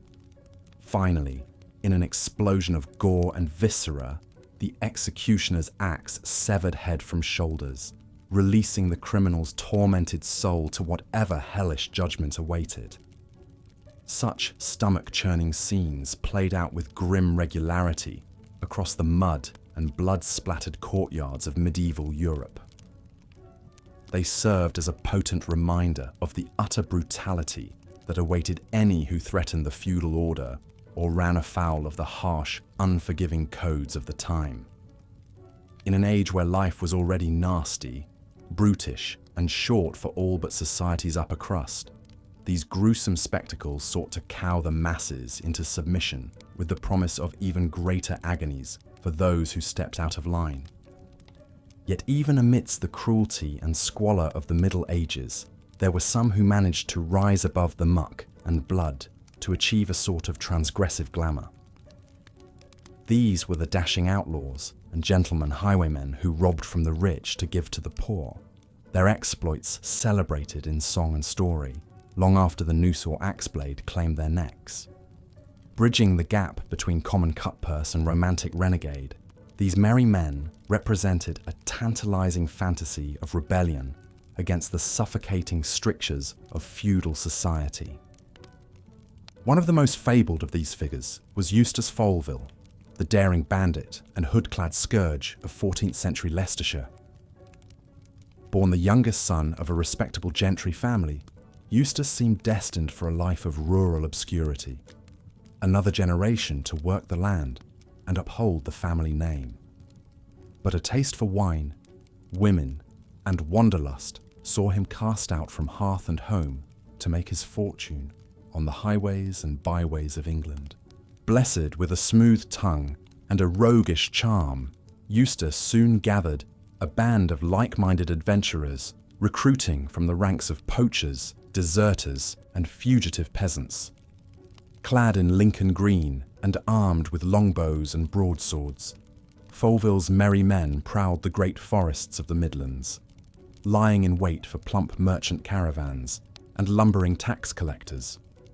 With a twang of bowstrings and a flash of steel, they would relieve their unlucky quarry of coin, silver plate, and the occasional comely daughter, all while leaving the poor and downtrodden conspicuously unmolested. As word of their exploits spread, Eustace and his men soon became folk heroes to the region's put-upon peasantry. Tales circulated of the gallant highwaymen who served as a thorn in the side of the local lords and bishops, audaciously robbing the rich to fatten the thin purses of widows and orphans. Balladeers sang of Foleville's uncanny knack for slipping the noose, foiling the bumbling sheriff of Nottingham with quick wits and quicker feet. Beleaguered serfs marvelled at a bandit chieftain who not only thrashed the elites at every turn, but looked damn good doing it, all flashing eyes and impudent moustaches beneath that jaunty hood. But even Eustace's luck could not hold forever against the rising ire of the crown. After one caper too many saw the gang making off with the golden candlesticks of the Abbot of Leicester, the king himself dispatched a picked force of knights and huntsmen to run the outlaws to ground. Foleville and his men made a daring last stand amidst the tangled oaks of Charnwood Forest, their longbows thrumming and sword arms flashing crimson in the dappled light. In the end, though, the odds were too long, even for such storied rogues. A bloodied Eustace was dragged in chains before the scowling abbot to face the king's justice, a highwayman and rabble-rouser too dangerous to be left alive. Yet standing in the shadow of the gallows, he reportedly flashed his captors a devil-may-care grin, jauntily quipping, "I regret only that I have but one neck to give for the poor and downtrodden of this realm." Such insouciance in the face of doom only added to Foleville's legend, a rakish rebel who flew in the face of death, just as he'd tweaked the nose of privilege in life. In the wake of Eustace's execution, the crown took ruthless steps to suppress any further banditry, unleashing a wave of gibbets and dungeons to cow the simmering unrest. Yet Foleville's memory proved harder to erase than his fleshly remains. For generations after, local peasants continued to whisper his exploits over evening ales, painting the dashing highwayman as a fallen hero of the forest, a merry avenger cut down by the bloated lords and bishops. In death as in life, Eustace had slipped beyond the reach of mere temporal authority to live on in the popular imagination. While Eustace Foleville and his ilk offered a romanticized vision of resistance to the feudal order, the realities of life for most medieval criminals were far grimmer, especially for women. In a deeply patriarchal society where females were seen as little more than chattel, the justice system reserved particular brutality and scorn for women who stepped outside the suffocating confines of home and hearth. Even petty offences that might earn a man a day in the stocks could see a woman savagely whipped or disfigured. A female scold or gossip would be denounced as a noisy nuisance and a blight upon the parish, before being subjected to the dehumanizing torture of the scold's bridle, or branks.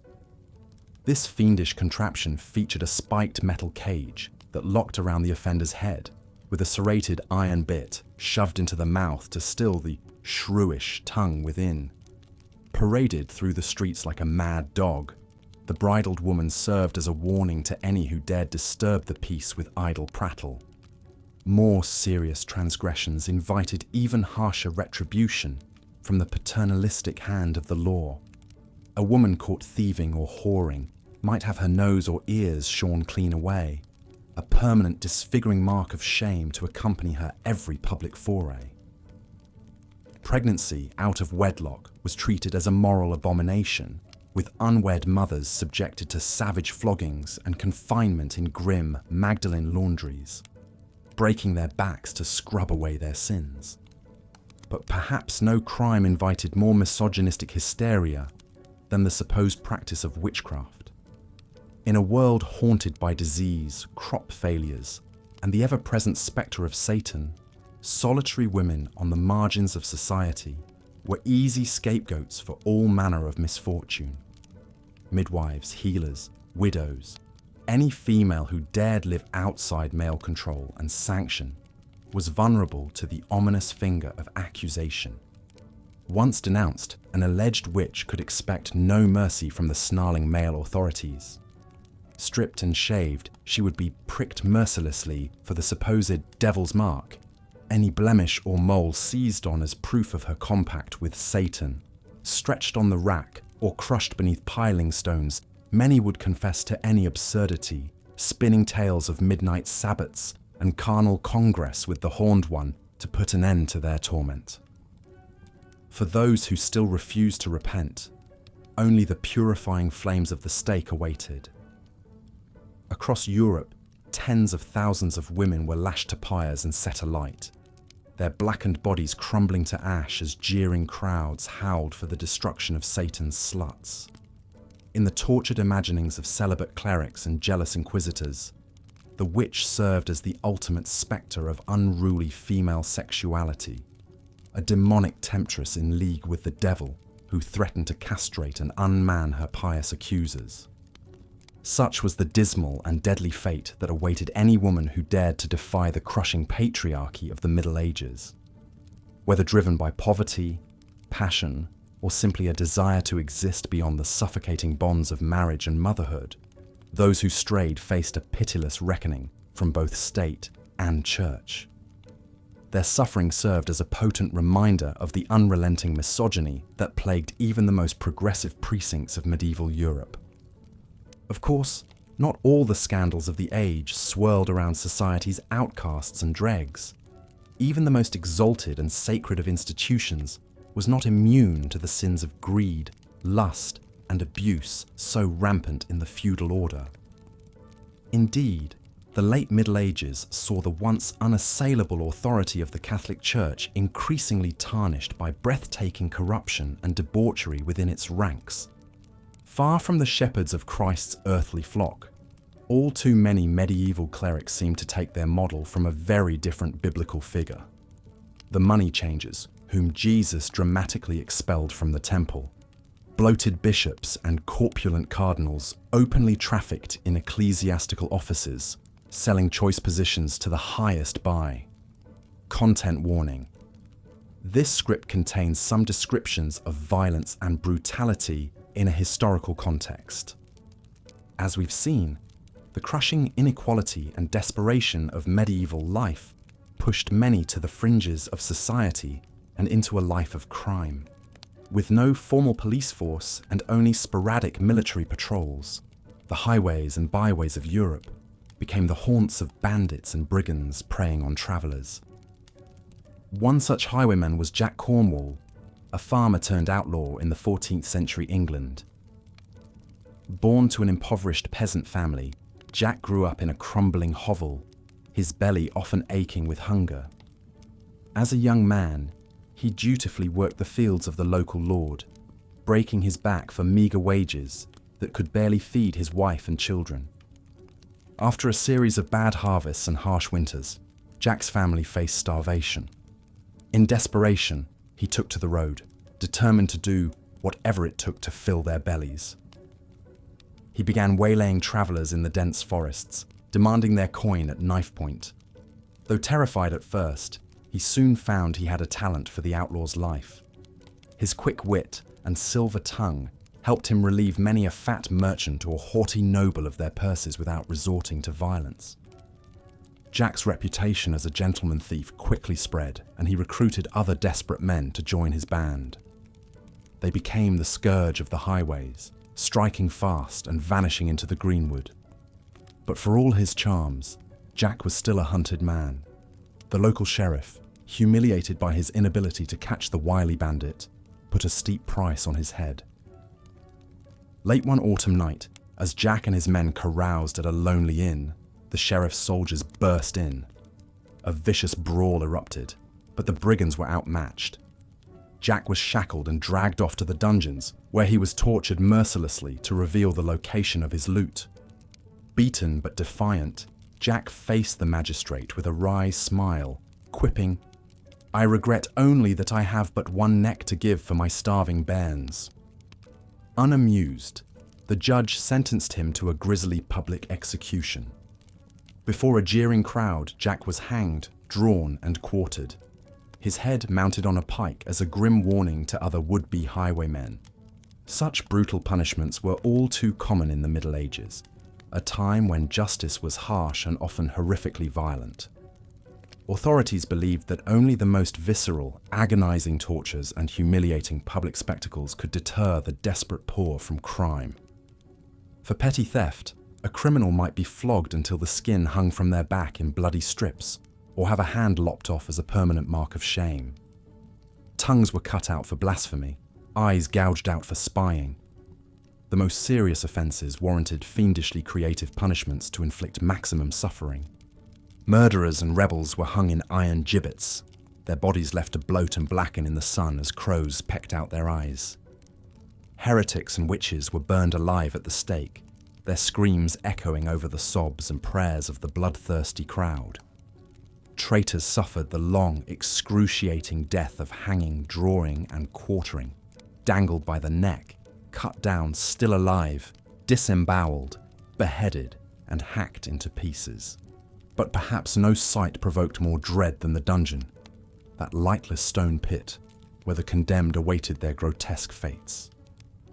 Imagine the terror of being dragged down into that fetid hole, shackled to the slime-slick walls, forgotten by all but the rats and the merciless jailers. The reek of filth and fear would choke your nostrils as you listened to the ragged moans of your fellow prisoners, wasting away from starvation or gangrene. Many never even lived to see their execution day, succumbing to disease, torture, or despair. In some castles, you can still tour those medieval dungeons today, if you have the stomach for it. The cold, damp air seems to whisper with centuries of suffering. Etched into the stone walls, you'll find tally marks scratched by prisoners marking their interminable days, fragments of desperate prayers, even the occasional crude joke. Gallows humour, you might say. One night, Robert of Alton left behind an entire autobiography in his cell as he awaited execution for murder in the 1290s. Once a minor noble and celebrated tournament champion, Robert's downfall began when he ran a man through in a tavern brawl. He escaped the scene, but quickly discovered life as a fugitive suited him. He rampaged across England for months, robbing and killing with little remorse. When finally captured, after a sword fight with the sheriff's men left him bleeding and delirious, Robert faced the certainty of a brutal death. With little else to occupy him in the dungeon, he began to pen his life story on mouldering scraps of parchment. In it, he attempts to justify his actions, painting himself as a man more sinned against than sinning. He spills much ink on his ill treatment by a world he feels has betrayed him. The scorns of women, the slights from other knights, the crushing debt that led him to crime. It reads in places like the self-pitying rants of a violent narcissist. But as his execution looms, the tone shifts. He reflects with growing horror on the trail of bodies and broken lives he's left in his wake. In the final pages, Robert writes of dark nights of the soul, his armor of anger finally cracking to expose the frightened child within. He begs for God's forgiveness, wishing he could wash his hands of all the blood. Knowing that he can't, he only prays that his death may serve as a warning to other angry young men. It is a haunting reminder of the thin line between outlaw and hero, monster and man. Of course, not everyone who ran afoul of medieval law was a brawling drunkard or cold-blooded killer. The Middle Ages were a time of few rights and freedoms, especially for women and the poor. A peasant girl might be flogged for the crime of fornication, while a noblewoman who murdered her abusive husband would be burned at the stake for petty treason. Those who spoke out against the all-powerful church could be branded heretics and tortured into recanting. Even within the church, vice and corruption festered behind a facade of piety.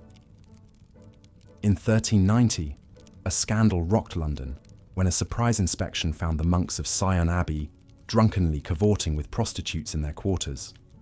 The abbot and his clerics had been running a brothel out of the monastery for years, pocketing the profits while preaching celibacy. Such hypocrisy was all too common in a time when religious authority went unchecked. Other men of the cloth strayed even further from the path of righteousness. The defrocked monk Honorius of Autumn roamed the French countryside in the 1180s, seducing and swindling widows out of their inheritance. When his holy habits failed to persuade, he turned to poisons and dark magics to bewitch his marks. After 2 decades of debauchery, Honorius's wickedness finally caught up with him, and he was captured, unmasked as a Satanist and burned for heresy. But perhaps no medieval criminals have loomed so large in the popular imagination as the dashing highwaymen and gallant outlaws. Men like Eustace Foleville, the gentleman robber who bedeviled the wealthy of Leicestershire in the 1320s. A minor noble from a once great family, Eustace turned to a life of crime after his inheritance was unjustly seized by unscrupulous rivals. Rather than let his family name founder in obscurity, he gathered a band of loyal retainers and took to ambushing the tax collectors and wealthy travellers of the realm. But Eustace was no common thug. He saw himself as a righter of wrongs, robbing from the rich and powerful to help the poor and downtrodden. After a successful heist, he was known to throw lavish feasts in the greenwood for the starving peasantry. His gallantry and generosity made Eustace a folk hero among the common people, who shielded him from the sheriff's men. Ballads and poems sprang up extolling his virtues, casting him as a merry prankster and wily charmer. According to legend, he could evade any trap, disguising himself as a leper, a friar, or even a comely maiden to slip past his pursuers. Some tales even paint him as a kind of Cupid, using his ill-gotten gold to dower penniless brides and unite star-crossed lovers. But in truth, Eustace's story is likely far less romantic. He and his men left a trail of bloodshed across the Midlands, and their crimes were seldom as discriminating as the ballads would have you believe. But in a time of unchecked greed and corruption, perhaps it's no wonder that people looked for heroes among the outlaws.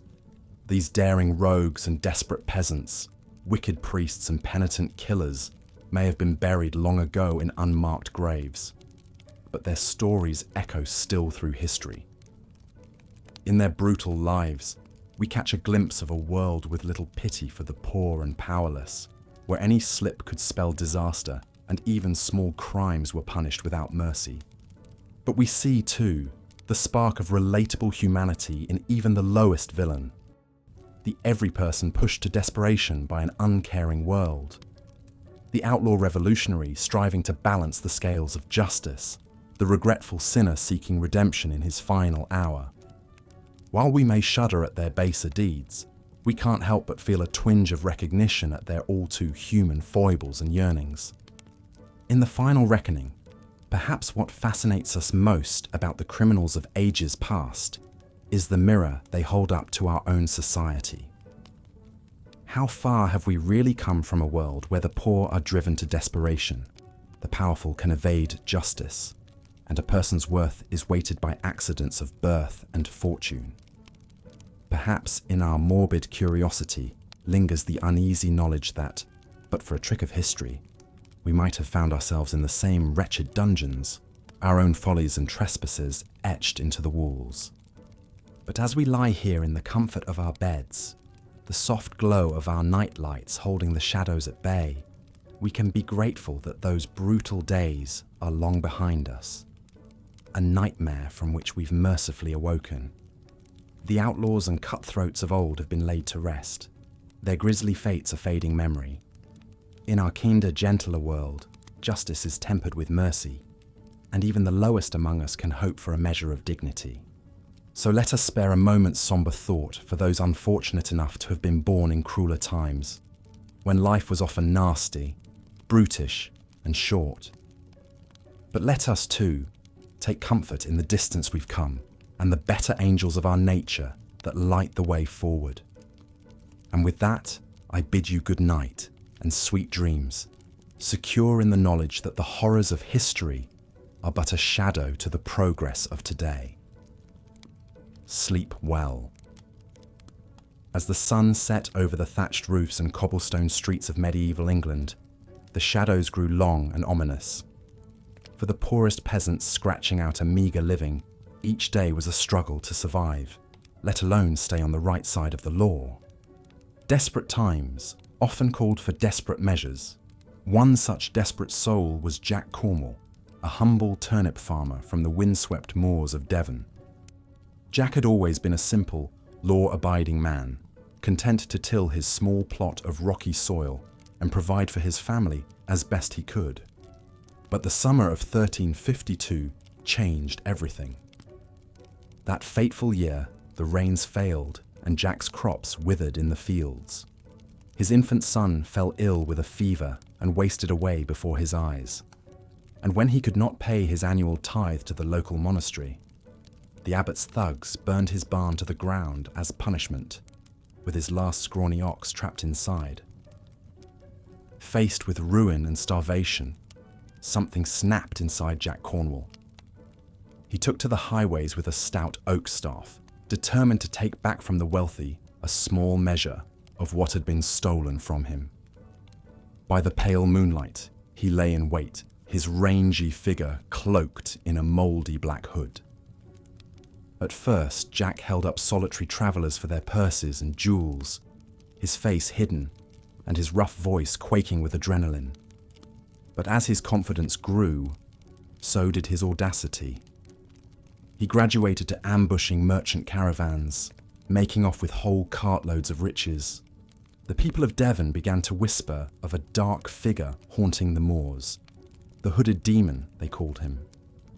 No one knew his true identity. Some said he could melt into the shadows, that he sold his soul to the devil for unholy powers. Others claimed he had a band of followers, an army of beggars and outlaws terrorizing travellers across the Shire. Such wild rumours were far from the truth, but Jack Cornwall did little to dispel them. In fact, the sinister mythos growing around him only made his job easier, as fear-stricken victims put up less of a fight. The hooded demon's midnight tolls became almost routine, but the highwayman's charmed luck could not last forever. In the wee hours one November night, Jack lay in wait as an opulent carriage trundled up the forest road, its noble passenger no doubt weighed down with gold and jewels. Brandishing a rusty blade, he leapt out to accost his prize, only to freeze at the steely shriek of a dozen swords unsheathing around him. It was a trap. The carriage rumbled off down the road untouched as the local sheriff's men swarmed out of the trees. Jack was beaten to the ground before he could even utter a threat, his face mashed into the freezing mud as shackles snapped shut around his wrists. The hooded demon's reign of terror was over. Word of the notorious highwayman's capture raced across Devon. In every tavern and town square, people buzzed with lurid rumours about the hooded demon's true identity and the terrible fate that awaited him. Most assumed he would hang before the week was out. But the sheriff had a crueler punishment in mind. To make an example of this brazen outlaw who had terrorised his lands, he ordered the prisoner publicly gibbeted, left to die of exposure in an iron cage hung from a crossroads gallows, his wretched body picked apart by ravens as a warning to all who would defy the law. Jack Cornwall's trial was a swift and one-sided affair, a mere formality in the eyes of the court. Still bruised and bloodied from his capture, he was dragged before the bailiff in chains, a rotten cabbage bouncing off his head as the crowd jeered his ragged appearance. The sheriff laid out the charges: highway robbery, assault, Satan worship, sedition. Jack protested that he was a humble farmer, driven to desperation after a run of misfortune that was no fault of his own. But his words fell on deaf ears, and when the bailiff asked if any would speak in the prisoner's defense, he was answered only by a stony silence.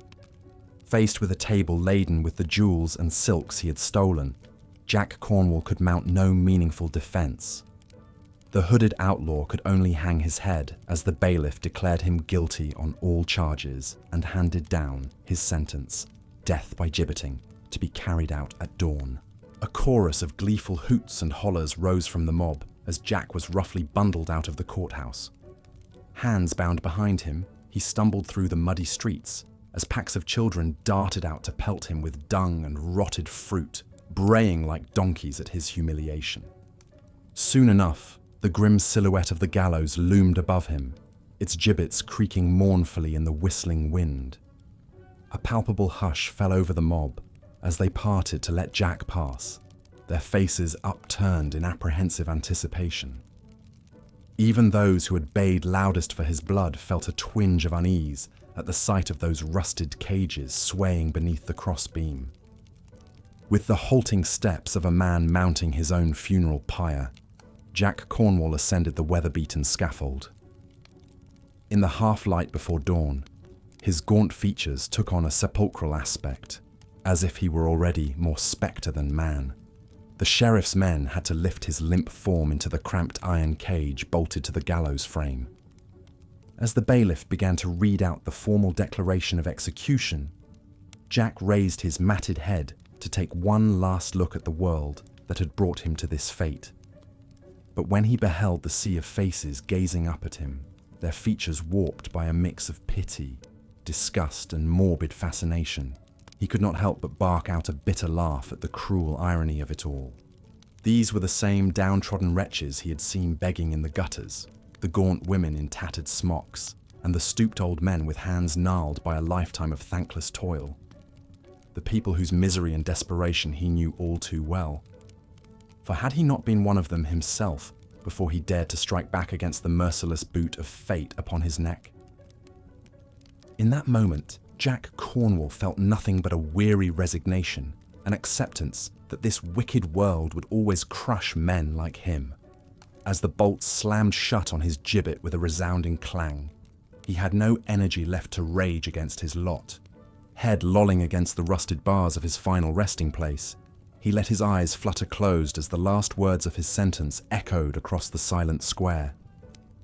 Shall be left here to perish and rot as a warning to all cut-purses, brigands, and enemies of the king's peace. May God have mercy on his wretched soul. The mob lingered for a time, craning their necks and murmuring to each other as they waited to see if the condemned man would stir. But Jack Cornwall hung as lifeless as a marionette with its strings cut, the slow rise and fall of his chest, the only sign he still clung to life. One by one, the townspeople drifted away to begin their days, the excitement of the execution already fading into memory. The children scampered off to chase each other through the muddy lanes, their shrieks of laughter soon ringing out across the misty hills. The baker on the corner stoked his ovens to blazing life, and the scent of fresh bread began to waft through the stirring streets.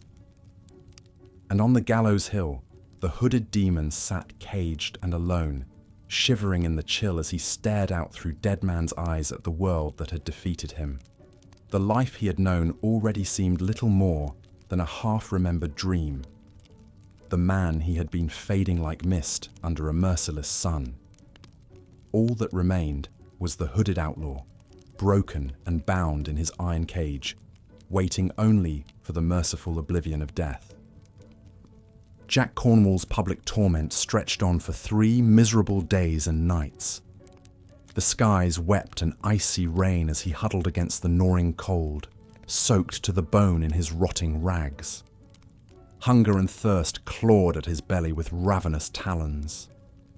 Sallow-faced urchins took to gathering beneath his perch, taunting him with cruel japes and jeers.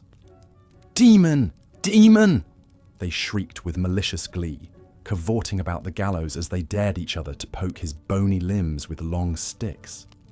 Even the local dogs came to yap at his heels, baring their yellow teeth with hackles raised.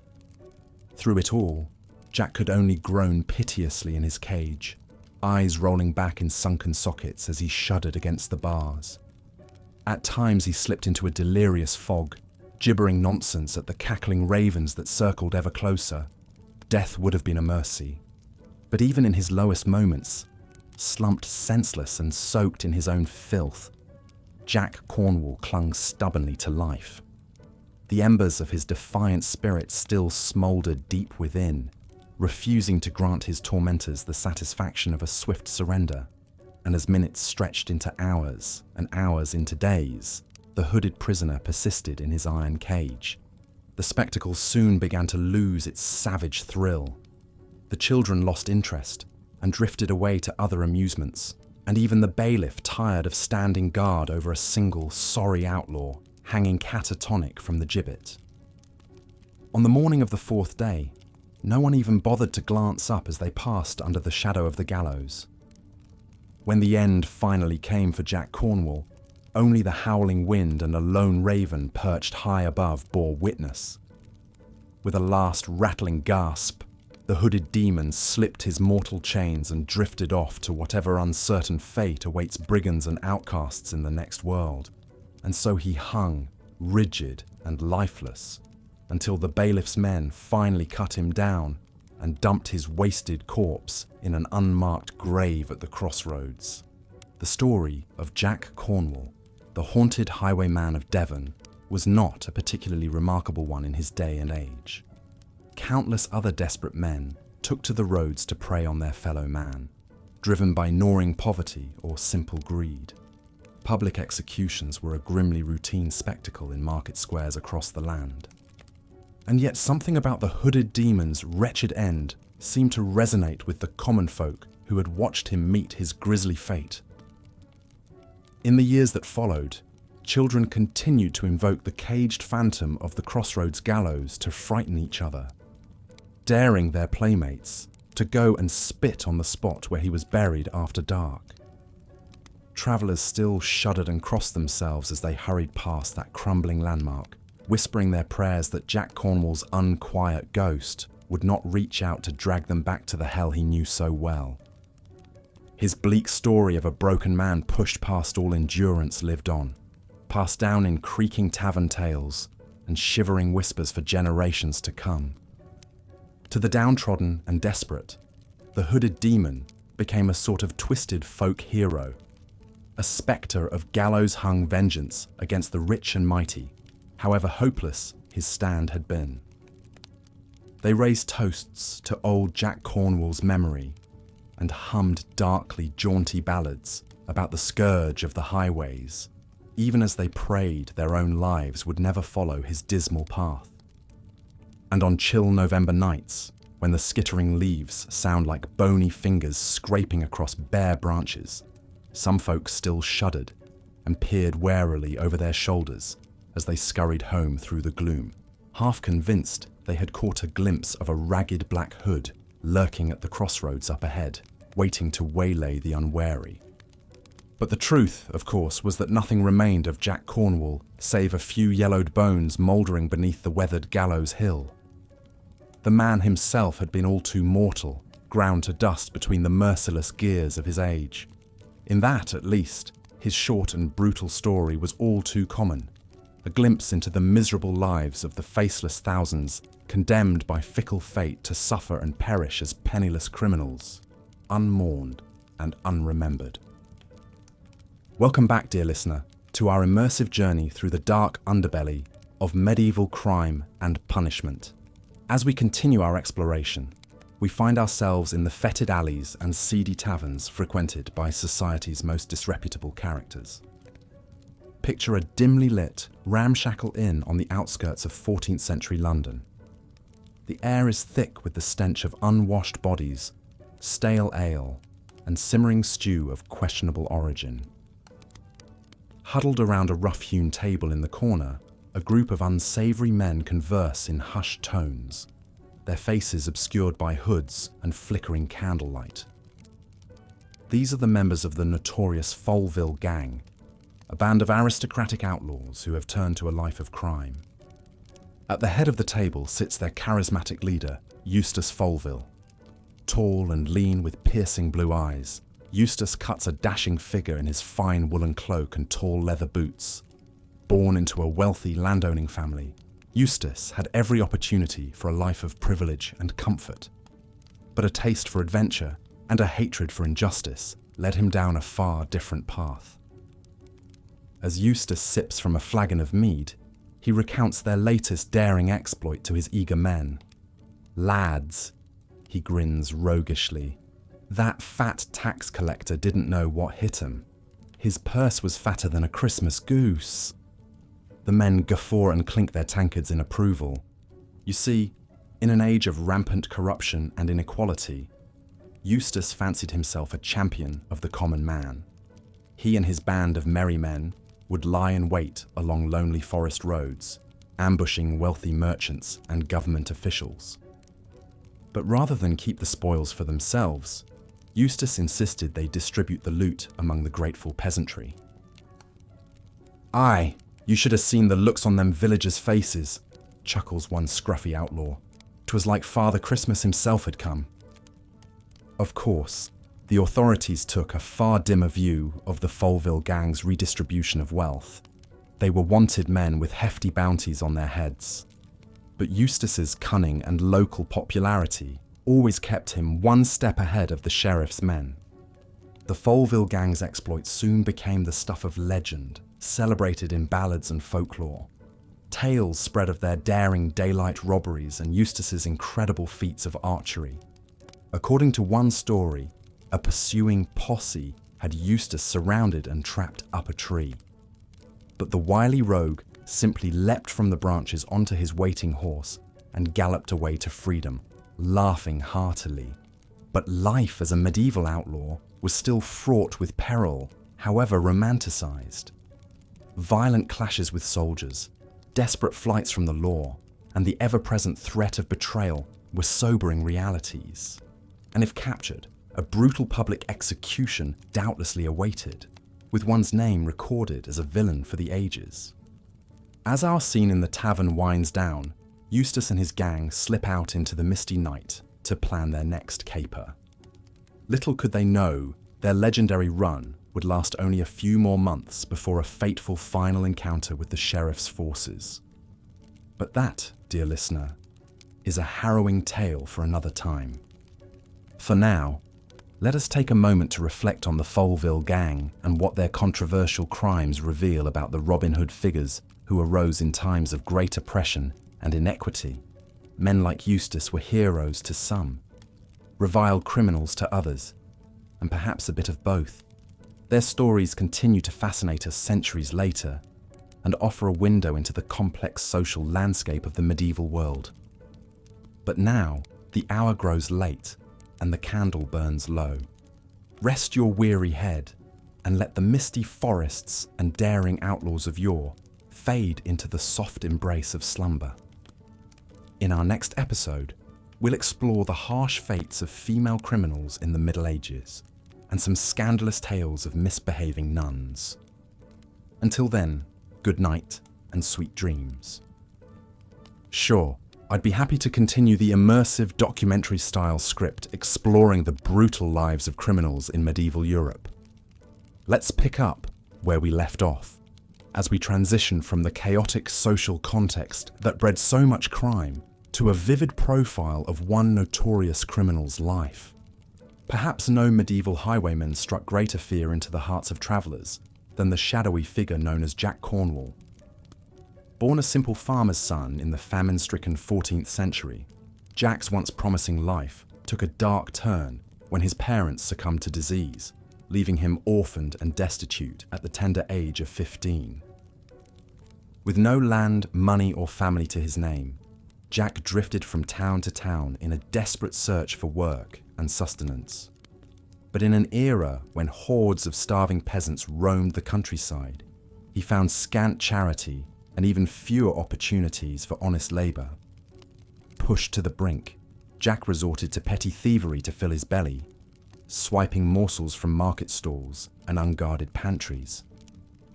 As his crimes escalated to poaching game from the local lord's hunting grounds, it was only a matter of time before Jack was caught red-handed with a brace of ill-gotten hares. Hauled before the bailiff's court, the penniless youth could only throw himself on the mercy of the sneering magistrate, who offered a stark choice: the loss of a hand or enlistment in the ongoing war against France. Choosing the lesser of two grim fates, Jack took up the sword and marched off to fight as an expendable footman in a foreign land. For 6 long years he slogged through muddy battlefields and disease-ridden camps, watching his comrades fall to French arrows and the merciless flux. Through it all, he somehow survived, clinging to life even as his soul withered. When he finally limped home, physically scarred and mentally shattered, Jack found an England that offered its returning heroes nothing but hunger and scorn. His soldiering done, he drifted back into vagrancy and petty crime to keep body and soul together in a world that had no use for him. Perhaps Jack's path to outlawry was all but inevitable, given the brutality and deprivation of his early years.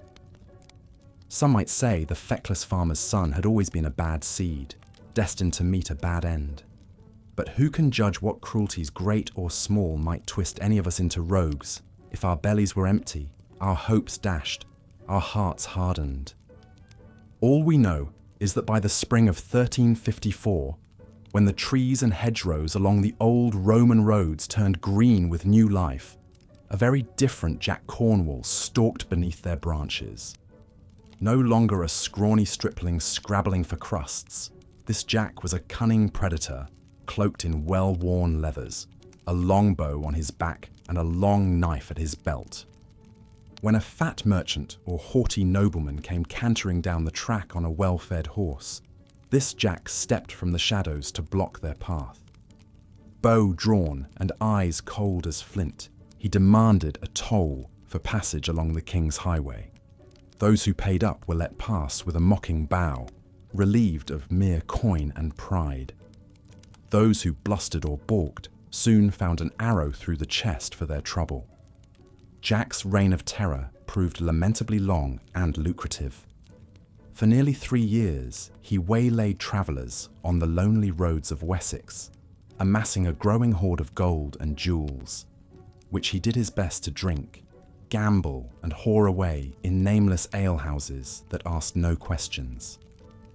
In those dens of iniquity, tongues loosened by Jack's ill-gotten coin spun admiring yarns of the gentleman highwayman, a merry rogue who robbed the rich to slake his own thirst for wine, women and song.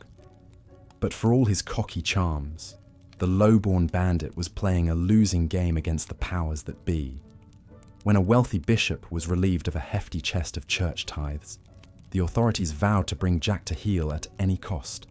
Wanted posters blanketed the countryside, offering a tempting bounty for the outlaw's head.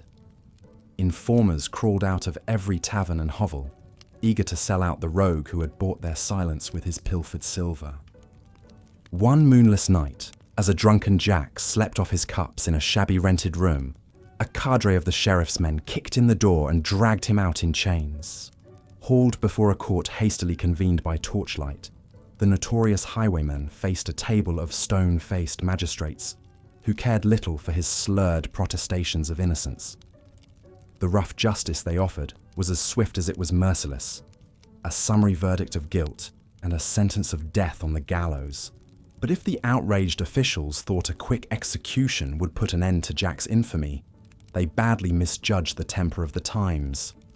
Spurred by the kingdom's many miseries, the common folk were only too ready to embrace a rogue who had gleefully flouted the law and made the wealthy pay for their privilege.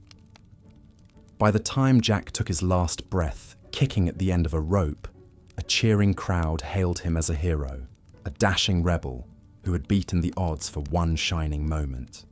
The story of Jack Cornwall, in all its squalid glory, reminds us just how thin the line could be between starving desperation and murderous criminality in an age of rampant inequality.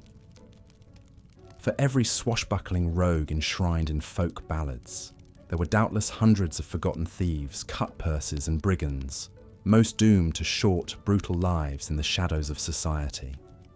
Indeed, the grim fates awaiting most malefactors in the Middle Ages could put to shame even the darkest imaginings of the modern, true crime aficionado. In an era before police forces or proper prisons, the authorities relied on a stomach-churning array of public punishments to cow would-be criminals into submission.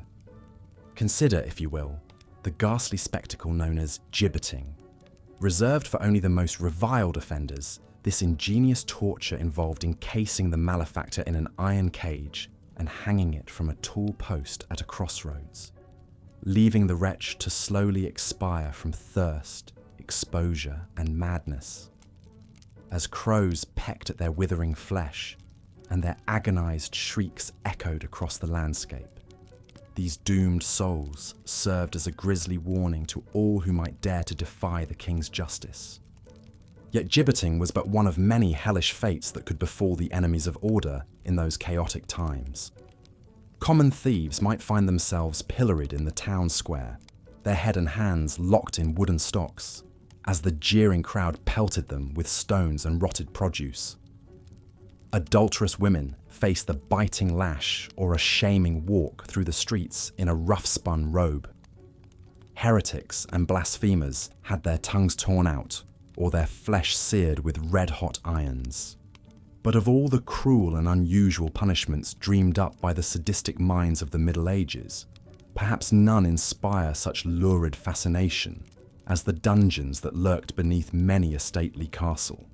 Far from the airy halls and sun-drenched courtyards above, these dank, fetid pits were living hells where the unfortunate might be left to rot for years, decades, or even the rest of their miserable lives.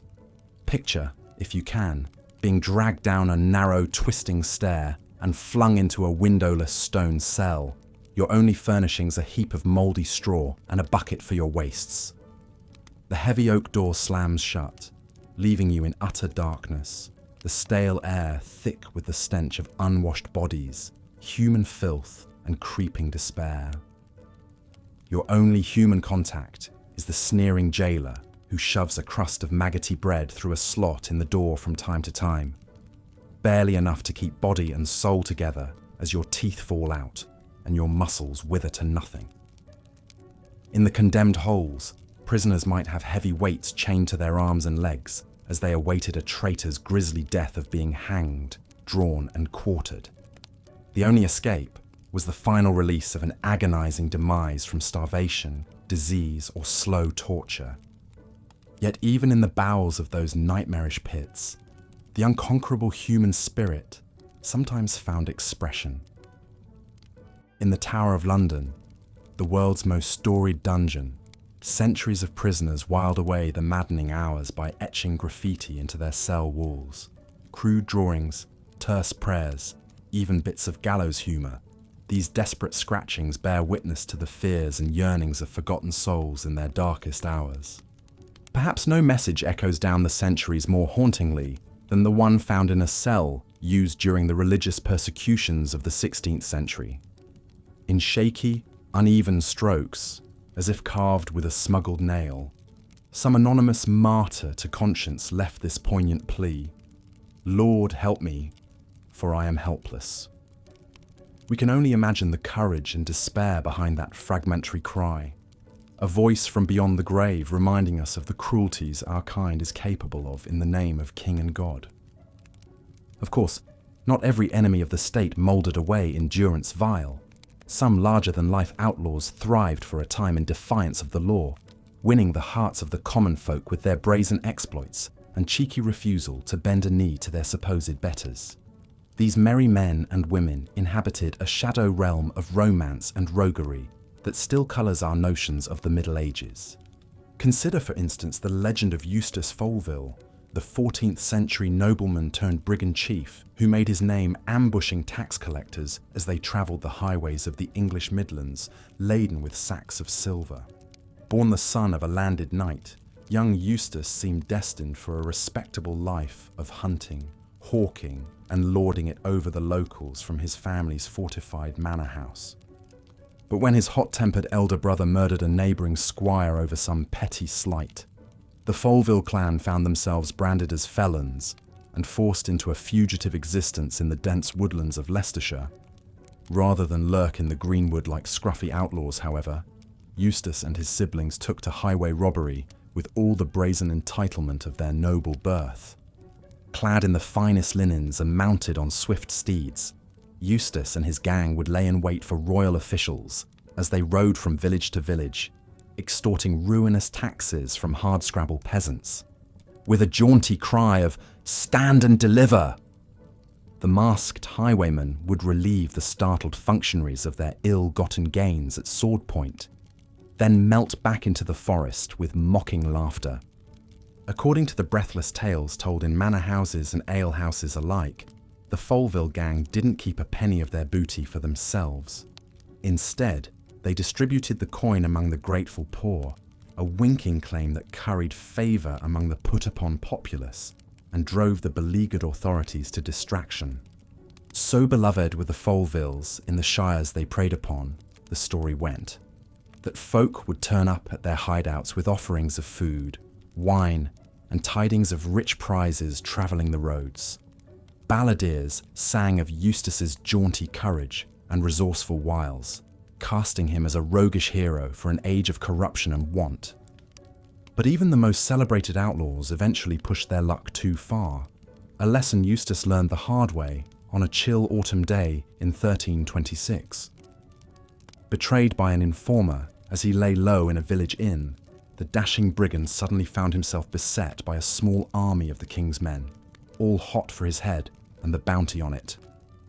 What followed was a wild chase across the back roads and byways of the Midlands, with the determined sheriff and his posse ever at Eustace's heels. One by one his companions fell by the wayside, shot down by archers or cornered and clapped in irons, until Eustace alone remained, grimly spurring his lathered horse onward. In the end, it was his own daring that undid him. Hoping to give his pursuers the slip, Eustace veered off the road and plunged into a dense copse, only to have his mount stumble headlong into a hidden ravine. Pinned beneath his thrashing steed, the luckless highwayman could only watch helplessly as his foes came crashing through the brush, bows drawn and swords bared. Some tales hold that Eustace, ever the flippant rogue, cracked one last jest as he was hauled roughly to his feet and bound for the gallows. "I pray thee, gents, handle me gently," he said to have quipped to his stone-faced captors. "'Tis not every day a gentleman stops for a hanging." A few even claim he kicked a jaunty tune as he was led to the scaffold. But in truth, Eustace's final moments were likely far grimmer than the minstrels would have us believe. For all his panache, he was still a convicted felon facing the brutal reckoning of the day. Whether he begged for mercy or blustered to the end, his fate was sealed the moment the hangman's noose closed around his neck. So passed Eustace Folville, the courtly cutpurse whose swashbuckling legend would long outlive his mortal form. In an age of rampant injustice, he stood for a brief, shining moment as a symbol of resistance to the corrupt powers that ground the common folk beneath their gilded heels. That his story endured in folk memory for centuries to come is a testament not just to his own audacity, but to the enduring human yearning for a champion to strike a blow against oppression, however doomed the cause. Perhaps there is something of Eustace in all of us, who dare to defy the odds, to laugh in the face of our own destruction. But woe betide the woman who followed Eustace's roguish example in those unforgiving times. For the fairer sex, the perils of straying from the path of righteousness were especially dire. In the eyes of the law and the church, women were the weaker, more corruptible vessels, ever liable to be led astray by the devil's temptations. Pity, for instance, the desperate lass who resorted to the world's oldest profession to fill her empty belly. In most towns, prostitution was grudgingly tolerated as a necessary evil, with brothels paying regular fines to operate under the watchful eye of the authorities. But any woman caught selling her charms without a license could expect a vicious public whipping, if not a one-way trip to the dungeon. Even those who kept to the straight and narrow might find themselves swept up in the periodic fits of paranoia over witchcraft that gripped many a medieval community. All it took was a nosy neighbour's whisper, or a love charm gone awry, for an innocent maid to be denounced as a consort of Satan, hauled before a church court and subjected to brutal interrogation. Woe to the unfortunate accused who failed to convince her inquisitors of her purity. At best, she might be sentenced to a humiliating penance, paraded through the streets in a hair shirt as the pious mocked her shame. At worst, she could be consigned to the flames, her flesh crackling as the godly looked on in righteous satisfaction. Perhaps the cruelest fate of all awaited the desperate girl who sought to conceal an unwanted pregnancy, only to be found out when the lifeless fruit of her womb was discovered in some ditch or midden. In the eyes of the law, such an act was not just a crime, but an affront against God himself, a blasphemous perversion of the sacred mystery of motherhood. For the convicted infanticide, the road to the gallows was especially grim. Often, she would be forced to carry the swaddled corpse of her dead babe to the place of execution, the eyes of the whole community boring into her back as she stumbled along in her final agony. In some especially cruel jurisdictions, she might even be buried alive with her tiny victim, their mouldering bodies entwined for all eternity. These, then, were the unbending codes of morality that bound women fast in the Middle Ages, the ever-present threat of hellfire and damnation that shadowed their every step. But even the haughty men who sat in judgment over them were not immune to the snares of sin, as the sordid annals of clerical crime make all too clear. For in a world where the Church wielded immense temporal power alongside its spiritual might, the temptations of the flesh often proved too much for even the most exalted men of God. Brace yourself, dear listener, for a tour through the scandalous underbelly of medieval faith, a squalid saga of corruption, hypocrisy, and depravity that exposed the rot at the very heart of Christendom. Where to begin cataloguing the transgressions of the tonsured set? Perhaps with the sin of simony, the all too common practice of buying and selling church offices like so many sacks of grain. In an age when a plum bishopric could come with vast estates and an army of serfs to work them, many a grasping cleric was all too eager. As we've seen, the brutal realities faced by medieval criminals were a far cry from the romanticized tales of dashing outlaws and merry men.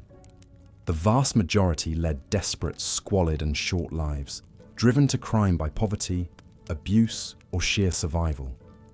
Even the lucky few who enjoyed brief success usually met with grisly ends as public spectacles of torture and execution. But perhaps there's a strange comfort to be found in these dark tales from our past.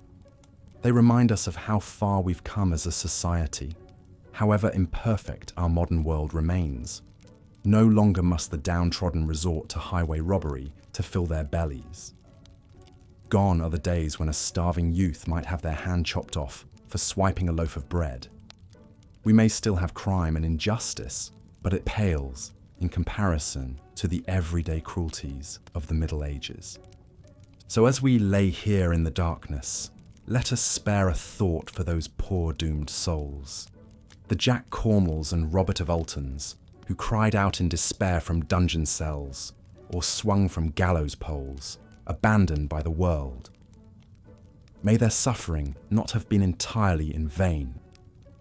May we learn from their hard lives to build a society of greater justice, mercy, and humanity for all. The medieval world can seem impossibly distant to us now, separated by centuries of progress. But in many ways, those who lived then were no different than you or I. They too dreamed of happiness, love, and a better life, even as their world made such things a distant luxury. They struggled each day to survive and provide, by whatever desperate means necessary. Some turned to crime, others to prayer. but all were searching for a way out of the darkness. So perhaps there's a strange kinship to be found with our medieval forebears, however removed their reality was from our own. A recognition of the enduring human spirit that has carried us through plague and war, famine and tyranny, to the unprecedented peace and abundance we enjoy today.